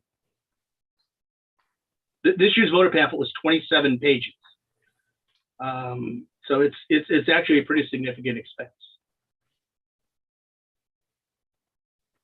And is that, sorry, Lily, is that something you're estimating and guessing at, or have you priced it? That's really close, Spirit. That's our historic cost of what it was taking to send out the mailings. Okay, I didn't price this specifically, but I've been in the printing business for a good part of my life. And actually my employer runs a print shop as part of his business. I have a pretty good sense of what the cost of printing and mailing is. And I think that's a good estimate. Okay, good. Thank you. Thank you. And thank you, Hillary. Sam. I love our forests. I just do. And I do not like getting lots of paper mail. The less paper mail I get, the better. I suspect that that is the case for a significant proportion of our membership. I really like the idea that Stephen is putting forward here, where we proactively seek out folks who we think are likely to need to opt in and give them an easy way to make that happen, and give everybody the opportunity to opt in as well. But we don't send out a 27-page booklet that, for the vast majority of recipients, is going to go straight into the recycling bin. It's not a good use of our resources, both the fair's financial resources, of which we are stewards, but also of our shared resources. We need to be careful. We need to put ourselves out as people who are careful. And this is not a careful solution. So I very much like Stephen's idea. I'd love for this motion to maybe get tabled, go back to the drawing board, get worked back up with that solution into it, because I think that would be a really nice, elegant way of meeting the variety of needs. And Spirit, just for what it's worth, even though I don't like the idea of sending them out to everybody, I do appreciate you bringing this forward as an issue. I think it is important for people to get the information and for us to do what we can to get the information into folks' hands. I just don't think that sending paper pamphlets out to everybody is the best way to do it. Spirit, go ahead with the question about tabling, and then we'll go to John. Yeah, can I just table the motion? Here's the deal, is that we do have a new board coming on, and there will be a significant number from 5 to 6 being elected. And I think it would actually be of value to hear from them on what they think of this, having just gone through the experience. So they may want to change it. They may want to, go from there. But I think I'm okay tabling that if I can just do that. Yes, and if we table, then a board member that's currently sitting at next month's meeting will have to carry it over, but maybe that would be your second, Sandra. And also, our practice has been that the maker of the motion can table. I know there's been some discussion about once a motion's been seconded, it belongs to the board, but that's not been our practice, even though that's in Robert's rules. So we can just table if that's what you'd like. It will go on to next month's agenda, and a board member who's a seated board member at next month will have to take it up for it to continue. Is that what you'd like, Spirit? Did we just lose Spirit? I think so. Okay. Sandra, as the second of the motion, not actually hearing a confirmation from Spirit, is it okay with you to table? Yeah, she did say she was okay to table, and I'm Oh. okay to table. Well, she said before. I'm okay to table. Okay, table till next month.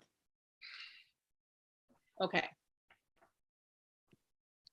That brings us to George's motion on the COVID vaccine policy. George, you have a motion for us? I do. Okay. The Oregon Country Fair will continue to take preventative measures against the spread of COVID-19 and will follow the recommendations of Lane County Public Health and the Oregon Health Authority. While the Oregon Country Fair encourages everyone who is able to be vaccinated against COVID-19 to do so. Proof of COVID-19 vaccination is not required at this time for entry to fair-owned property or sponsored sanctioned events. Second. And well, I seconded the original one. All right. Right, Paxton. Thank you. I was trying to think of a way to get it done. Paxton, seconds. Do we have member input?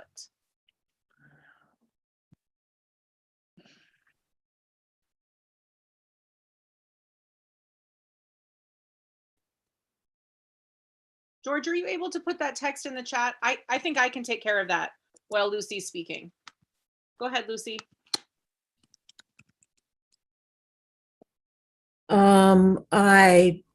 I don't think it's a good idea for us as an organization to say that folks don't need to be vaccinated to come on our site.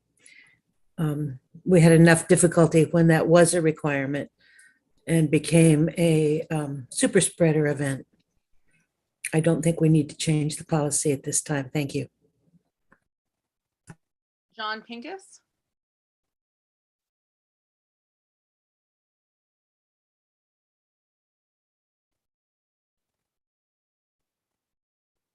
John, are you with us?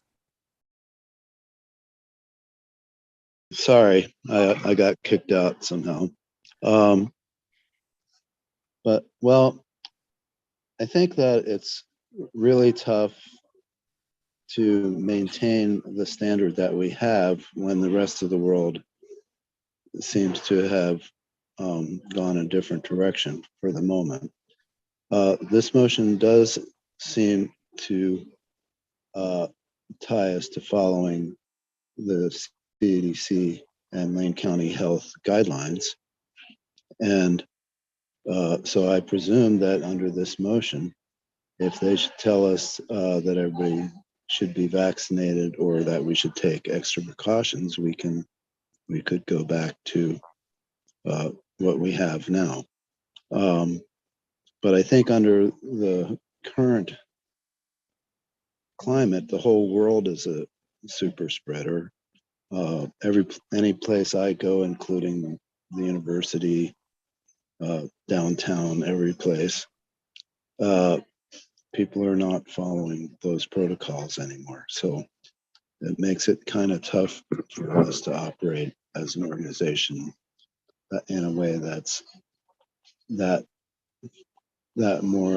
much more restrictive than what people are experiencing in the world. I wasn't for us departing from that standard originally, and I was a strong supporter of maintaining it. But at this time, I think a little relaxation for outdoor, particularly for outdoor activities. I'm not sure how I'd feel about indoor, but for outdoor activities, I certainly support this.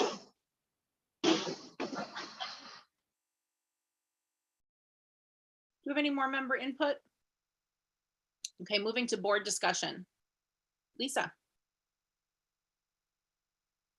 So my work in the unfair world is grounded in public health. And I have a strong sense of collectivism in the way that I move through the world. I've been a frontline healthcare worker during the pandemic. I was against dropping the booster requirement. However, once we did that, it basically rendered having a vaccine requirement completely irrelevant.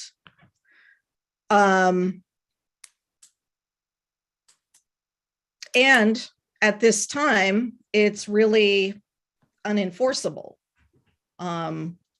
There's no way that we can verify vaccine status for folks wanting to come onto the land, to take a walk, or maybe, do a little work party or what have you. So I feel like our policy should be congruent with what we're able to accomplish now. And I feel comfortable that the language of this motion makes it clear that as an organization, we are making a commitment to taking preventive measures against spreading COVID. And in following the Lane County Public Health and Oregon Health Authority recommendations,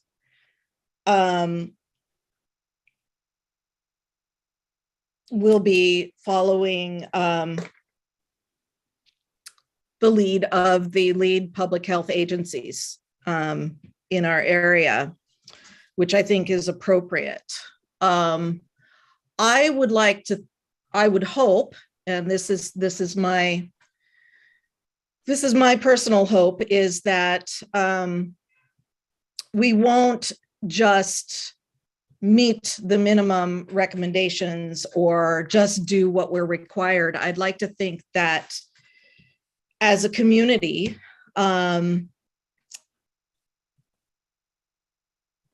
we value participation and we value each other enough that we will conduct ourselves with the most vulnerable among us in mind. So I will vote yes on this motion, especially because, you know, if we are following Lane County Public Health and Oregon Health Authority guidance, you know, as conditions change, so will their guidance. And I would want to see us doing that. That's, I think, the best that we can do at this point.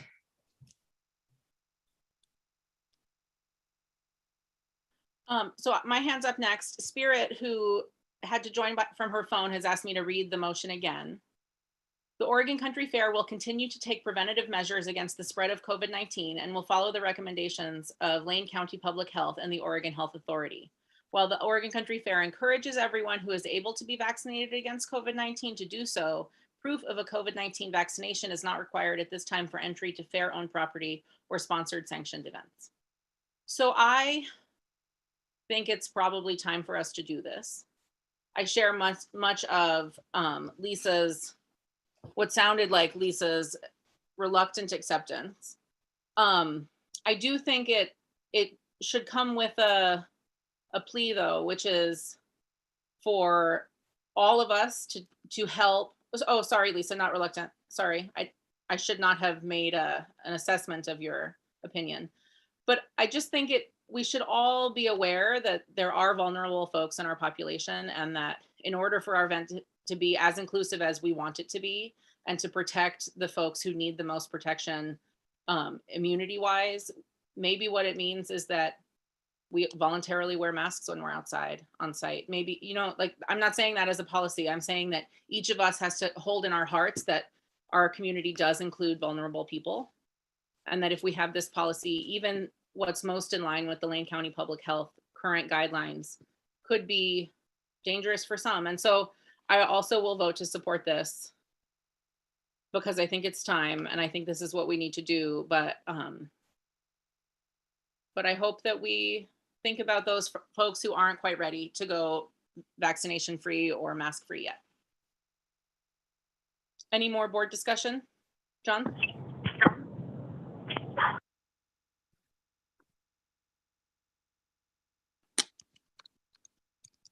John, are you? Yeah, I'm trying to organize my words here. I think the pendulum for this organization has swung away from obligation to the community to putting individual rights on a pedestal.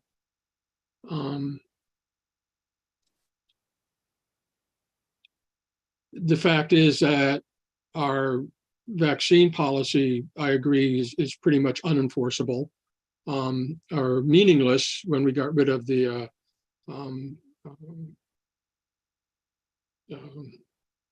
booster requirement.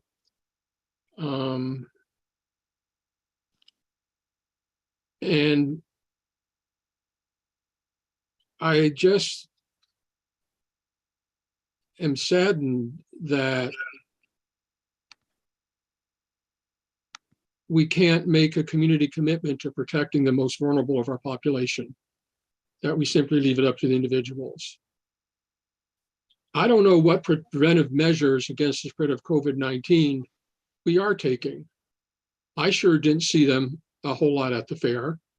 I didn't see much. I saw a lot of our leadership not wearing masks. I saw it all being put on the individual and being said that it's up to the individual to decide whether they want to take the risk or not, rather than up to the community to decide how we're going to work together to minimize that risk. And I think that's something I am saddened that this organization has lost. I don't think it makes any difference whether I vote for or against this motion, because we don't have any COVID-19 protections as far as I'm concerned at the fair. So I'll probably just abstain.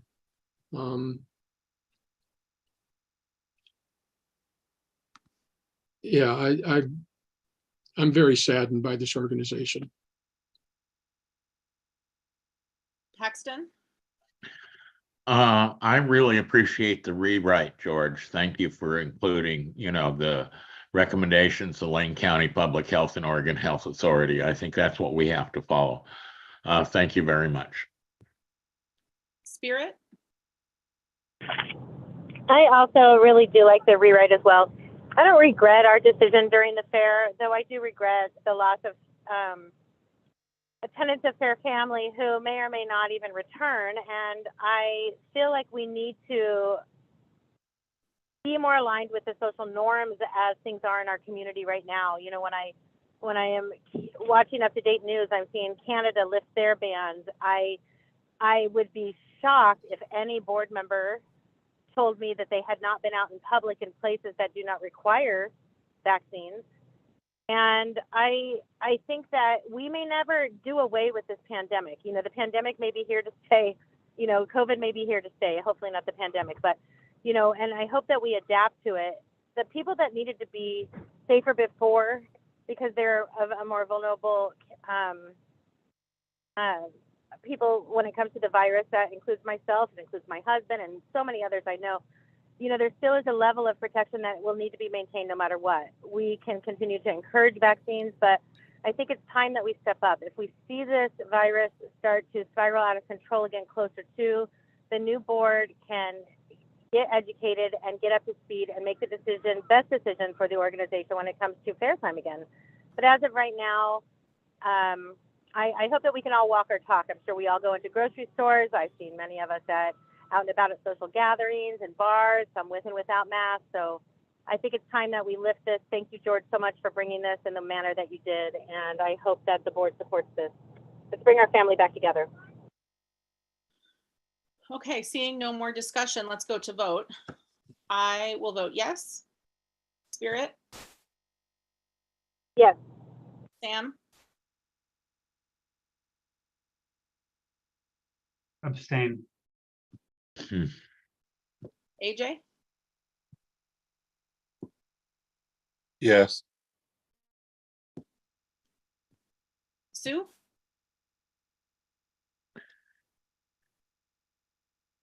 No. Sandra? Yes. Paxton? Yes. Lisa? Yes. John? Abstain. George? I'm going to vote yes, but I also want to take a moment to thank Lisa, who helped me with the language of this motion, and I think really improved it tremendously. So thank you, Lisa. Thank you. So that motion carries with 7 in favor, Sue opposed, and Sam and John abstaining. Brings us to our last motion of the evening, Lisa's motion for the bylaws. Lisa, do you have a motion for us? Yes, I do. I have to I have to find it. Hold on just a sec. Okay, here we go. So this was actually brought before the board a while ago. I think we tabled it at the last meeting. Anyway, so this is adding clarifying language. It's clarifying Article 5, Section 2A. And the background on this is kind of long. It was originally added, I believe, at the June meeting, June 6th meeting to new business. And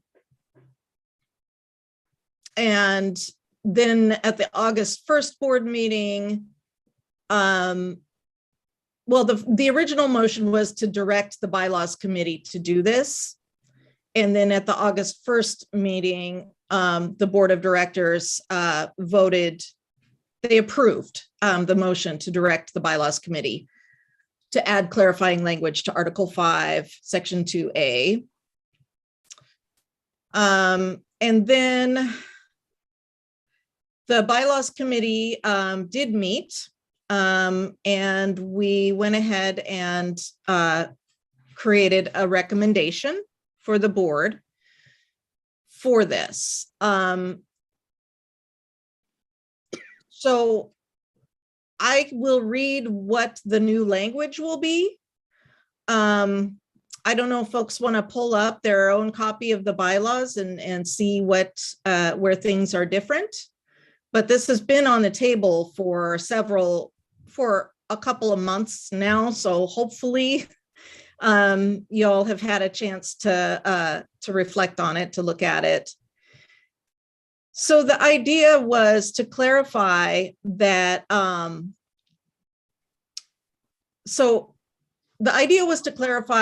in order to maintain membership, you have to also participate in the fair. You can't just register to vote and vote once every 3 years. You have to also have a wristband. The language in the previous version, I think, was problematic for our membership secretary, and he requested this. So the new language, Article 5, Section 2A will read, 2, eligibility and admission. A, any individual who subscribes to the purposes and basic policies of the fair, abides by the terms and conditions of these bylaws, the articles of incorporation and any amendments thereto, and acts in accordance with the decisions made by the board of directors, is eligible for membership if the individual is registered with the fair and 1, has received either a wristband, other fair camping pass, or verifiable worker day pass in one of the 3 previous fairs, or 2, is a verified elder. So what we did was we removed a sentence, and then we also changed years to fairs, which we talked about at the last board meeting, how, keeping it as years is really confusing in years when we don't have a fair. So it was recommended to change that word from years to fairs. But that's just an incidental, incidental thing. The main change is that we took the sentence regarding, we added the language to the termination of membership section. So down in Article 5, Section 5A, it will now read 5, termination of membership. A, automatic termination. Membership of any member shall be automatically terminated if the member fails to either 1, meet the conditions for membership as provided in Section 2A of this article, or 2, vote in at least 1 annual membership election every 3 years. And I would like to open it up to any of my fellow bylaws committee members who would like to speak to this if the president will allow that. I will, but first we need a second. So can you read the text of the motion and then we'll get a second? Oh, okay, let me go back. Shoot, did I close it? Hold on. I might have X'd out my document here once I was done. Okay. So, I just read the text of the motion. The text of the motion is to adopt the clarifying language as proposed by the bylaws committee to Article 5, Section 2A, and Article 5, Section 5A. Second. And John seconds. Okay. Is there a bylaws committee member here who would like to speak briefly? Okay, let's go to member input.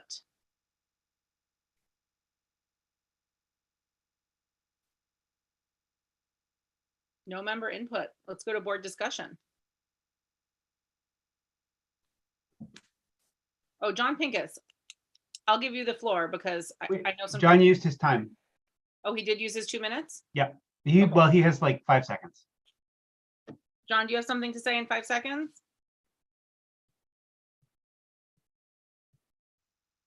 Not in 5 seconds. Okay. I have something to say, but I couldn't say it in 5 Can seconds. you say it really briefly? Yeah, I continue to be amazed that we're telling board members to look at the former language in their bylaws instead of just posting a document that shows the difference between the two, as most organizations do for changing bylaws. Thanks, John. Okay, board discussion now. Paxton. I'm also a member of the bylaws committee, and this really was just designed to clarify language and deal with the realization that we didn't have 2 years of FAIR, so we needed to look at things from a different viewpoint. So this really just clarifies the bylaws. Thank you. Sam? Yeah, so I missed the last bylaws committee meeting and I apologize for that. So I'm speaking here as a board member, but I feel a little off kilter because I should have been at the bylaws committee to talk about this there. I'm going to support this motion. I think it's for the clarifying reasons that it's coming forward, it makes sense. But I also think that more work is needed in this area, both in the bylaws and also in our organization. I'm not a huge fan of saying that we're going to terminate people's membership for lack of participation when in fact we're not in a centralized way tracking people's participation. It feels like we're creating a bylaw that says we're going to do a thing that we're not actually able to do, that we don't have the technology to do. So I feel like it's perhaps premature, but I'm also okay with saying that it's aspirational. And I think nobody's going to fight us on not terminating their membership. So it's not like we're putting ourselves in a risky position here. That said, I think we need to work on that. I think that we need to think about membership being limited to those people who have camping passes. And that's a bigger question than we have time for tonight. And so I won't go deeply into it. But I think that there's an awful lot of people out there who think about themselves as Fair Family, who come to the fair every single year and who are deeply engaged in our organization. And I think we should be welcoming those people into our leadership, even though the way that they participate is by buying a ticket. It creates effectively 2 classes of us, those of us who pay to come and those of us who don't. I wish we didn't do that. I also am concerned in the way that we currently do membership that either a booth rep or a crew coordinator has an inordinate amount of control over somebody's ability to remain a member of the organization. Because if you get on the wrong person's bad side and lose your gig for a couple of years and can't find a new one, your membership is terminated. Now, this board very rarely takes the step of actually terminating somebody's membership, but a coordinator can just do it. I don't love that. those are all issues with this, but I'm going to support it nonetheless because I think, like I said, that the tidying up of the language needs to be done, and I think ultimately it's aspirational and it gets us in the right direction. But I think that in the long run, more work is needed on this particular section of the bylaws. AJ?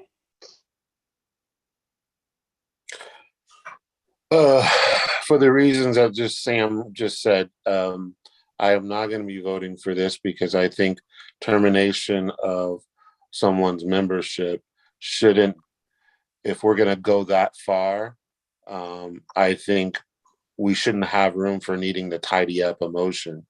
I think it's really important, whether it's automatic termination of somebody's membership or not, that the language around it be clear, not just for the board members here, but for the entire membership.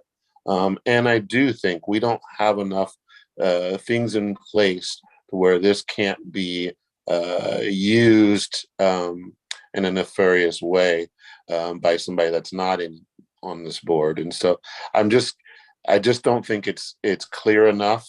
I think there's some wording that needs to be changed. And I think when we talk about termination of membership, it should be clear. Stephen?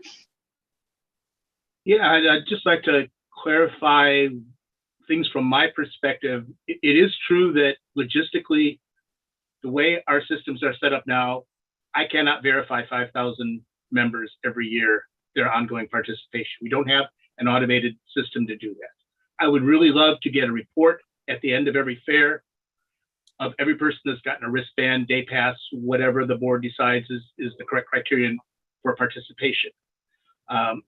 What I really like to address, though, is the case where members may have booth reps or coordinators that refuse to verify their participation.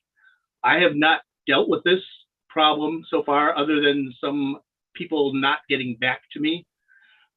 But I try to reach out to the members at that point and ask them for more information. I can go to, first of all, I don't think this is necessarily going to be a problem with coordinators. It may be more of a problem with booth reps, and it may not be nefarious. It may be that they just can't be bothered or are too busy or don't pay attention and don't understand the importance of it. I can contact booth registration and we can manually research it. So if a member says, I participated this year and I can't get verification, I can get the verification in other ways. I can't do that for 5,000 people. I do it as best I can for all new membership applications. So anytime somebody is a first-time member submitting their application, we do verify their participation. So there are ways of doing it. It's just currently we can't do it for everybody. I hope that changes soon, but I don't think it's going to lock anybody out.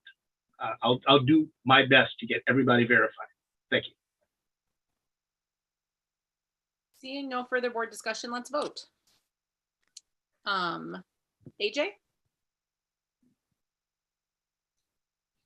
No. George? Yes. John? Yes. Sam? Yes. Spirit? I think we have a little more time to work on this. No, is my vote. Lisa? Yes. Paxton? Yes. I vote yes. Sandra? Yes. Sue? Yes. That motion carries with 8 in favor and AJ and Spirit opposed. That is the end of our very full agenda for the evening. Thank you, board, and thank you, viewing membership, for allowing us to clear the agenda so that the newly seated board, starting in November, can go forth without having this old business that we've got. So let's do new business. I have a few things so far. I just want to make sure that I have everything. I have bylaws committee appointment of LT, approve the carryover of approved SVOG capital expenditures. Lisa's bringing the bylaws committee one, and Paxton, and then Sandra has the SVOG. Paxton has approved the recommendations from the revenue committee. Spirit, That's to be new next month. Yeah. It's not to be old next month. oh, new next month. Okay. So we don't need that. And then Spirit was gonna rework voter pamphlets and bring that back. And I would like to put on the agenda, it will actually be the first motion next month on next month's agenda to ratify the 2022 election results. Lily, can I also add to new I have my hand up. business? Oh, Yeah. sorry, I can't see it, sorry. I know, I'm sorry. I just wanted to say, Lily, that actually I'm not bringing that bylaws committee appointment. That is that's Paxton. Paxton. Okay, I had two names for some reason. Okay, Sam? Yeah, I'd like to bring as a new business motion, that'll be old business next month, move to allow outgoing board members to address the incoming board and membership. Outgoing board members. A motion to allow outgoing board members to address the board and membership. Okay. John? I'm going to work with George on the language to this motion, but I'd like to add as an agenda item, writing a letter to the Black Cultural Festival requesting additional information and clarification. Okay. Any other new business? Spirit? Yeah, and apologies for all my technological issues. No worries, no worries. Tonight, it's been a challenge for me to be here. I would like to add to new business, and I'm going to clarify the wording, but I believe that what we need is a task force. So if you could put on their task force to bring back recommendations to extend or to change the date of the fair when it comes. Oh gosh, how do I word this, Lily? Help me out When here. it's, yeah, when it's in proximity to July 4th or something? Or when Yes, the dates of the fair, how about on years when the dates of the fair would be the 7th, 8th, and 9th of July? Yes, and what I'm really hoping is a task force to be developed that can be put together by executive director that includes people who are experts or very well knowledgeable about the changes in our weather patterns and all of that jazz. But I would like to see operations, and I would like to see booth people, entertainers, everybody at the table, and give us time to get this done right. Okay. Any more new business? I just want to acknowledge, I had my hand up in the chat before I'm any sorry. of those folks spoke. I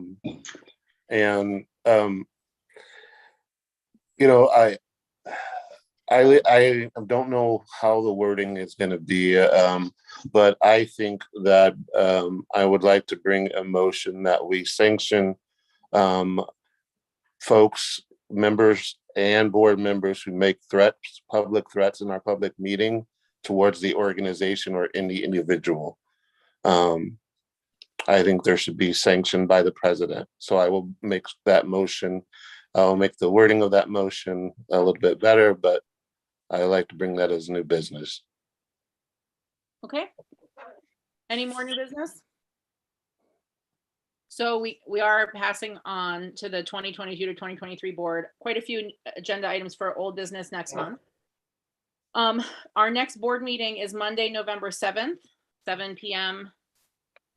via Zoom. But before then is the annual membership meeting, October 15th, Saturday, October 15th at 6:30. I got the time right this time. It took me a few times announcing it to get the time right. At the Lane Community College Longhouse. And for the president's piece tonight, I would just like to express my deep appreciation of the elections committee for what they're about to pull off, and remind all of you out there, voting is the responsibility that falls to every one of us. We make this organization the organization we want by electing and creating a board that represents the ideals that are the most important to us. That can only happen by voting. You guys have to vote in board members that you trust and that you want to represent you and this organization out in the world. Voting is very important. We can't have an organization that really meets our needs for psycho-spiritual rejuvenation if we don't elect a board that can do that for us. So please vote, please participate. It's like the grassroots way of creating the fair that we want to see in 2023. Thank you. And thank you to everyone who's running. Sam, will you ring the bell for us? Sue? Please see Paxton's comment. We need the address of LCC in the Longhouse because some people don't know. Yeah, Kirsten responded she'll do that. I presume that she meant onto the Okay. website. Thanks. Yeah, I just waited on the bell just so that we could make sure to have that. So here we Perfect. go. Thank you.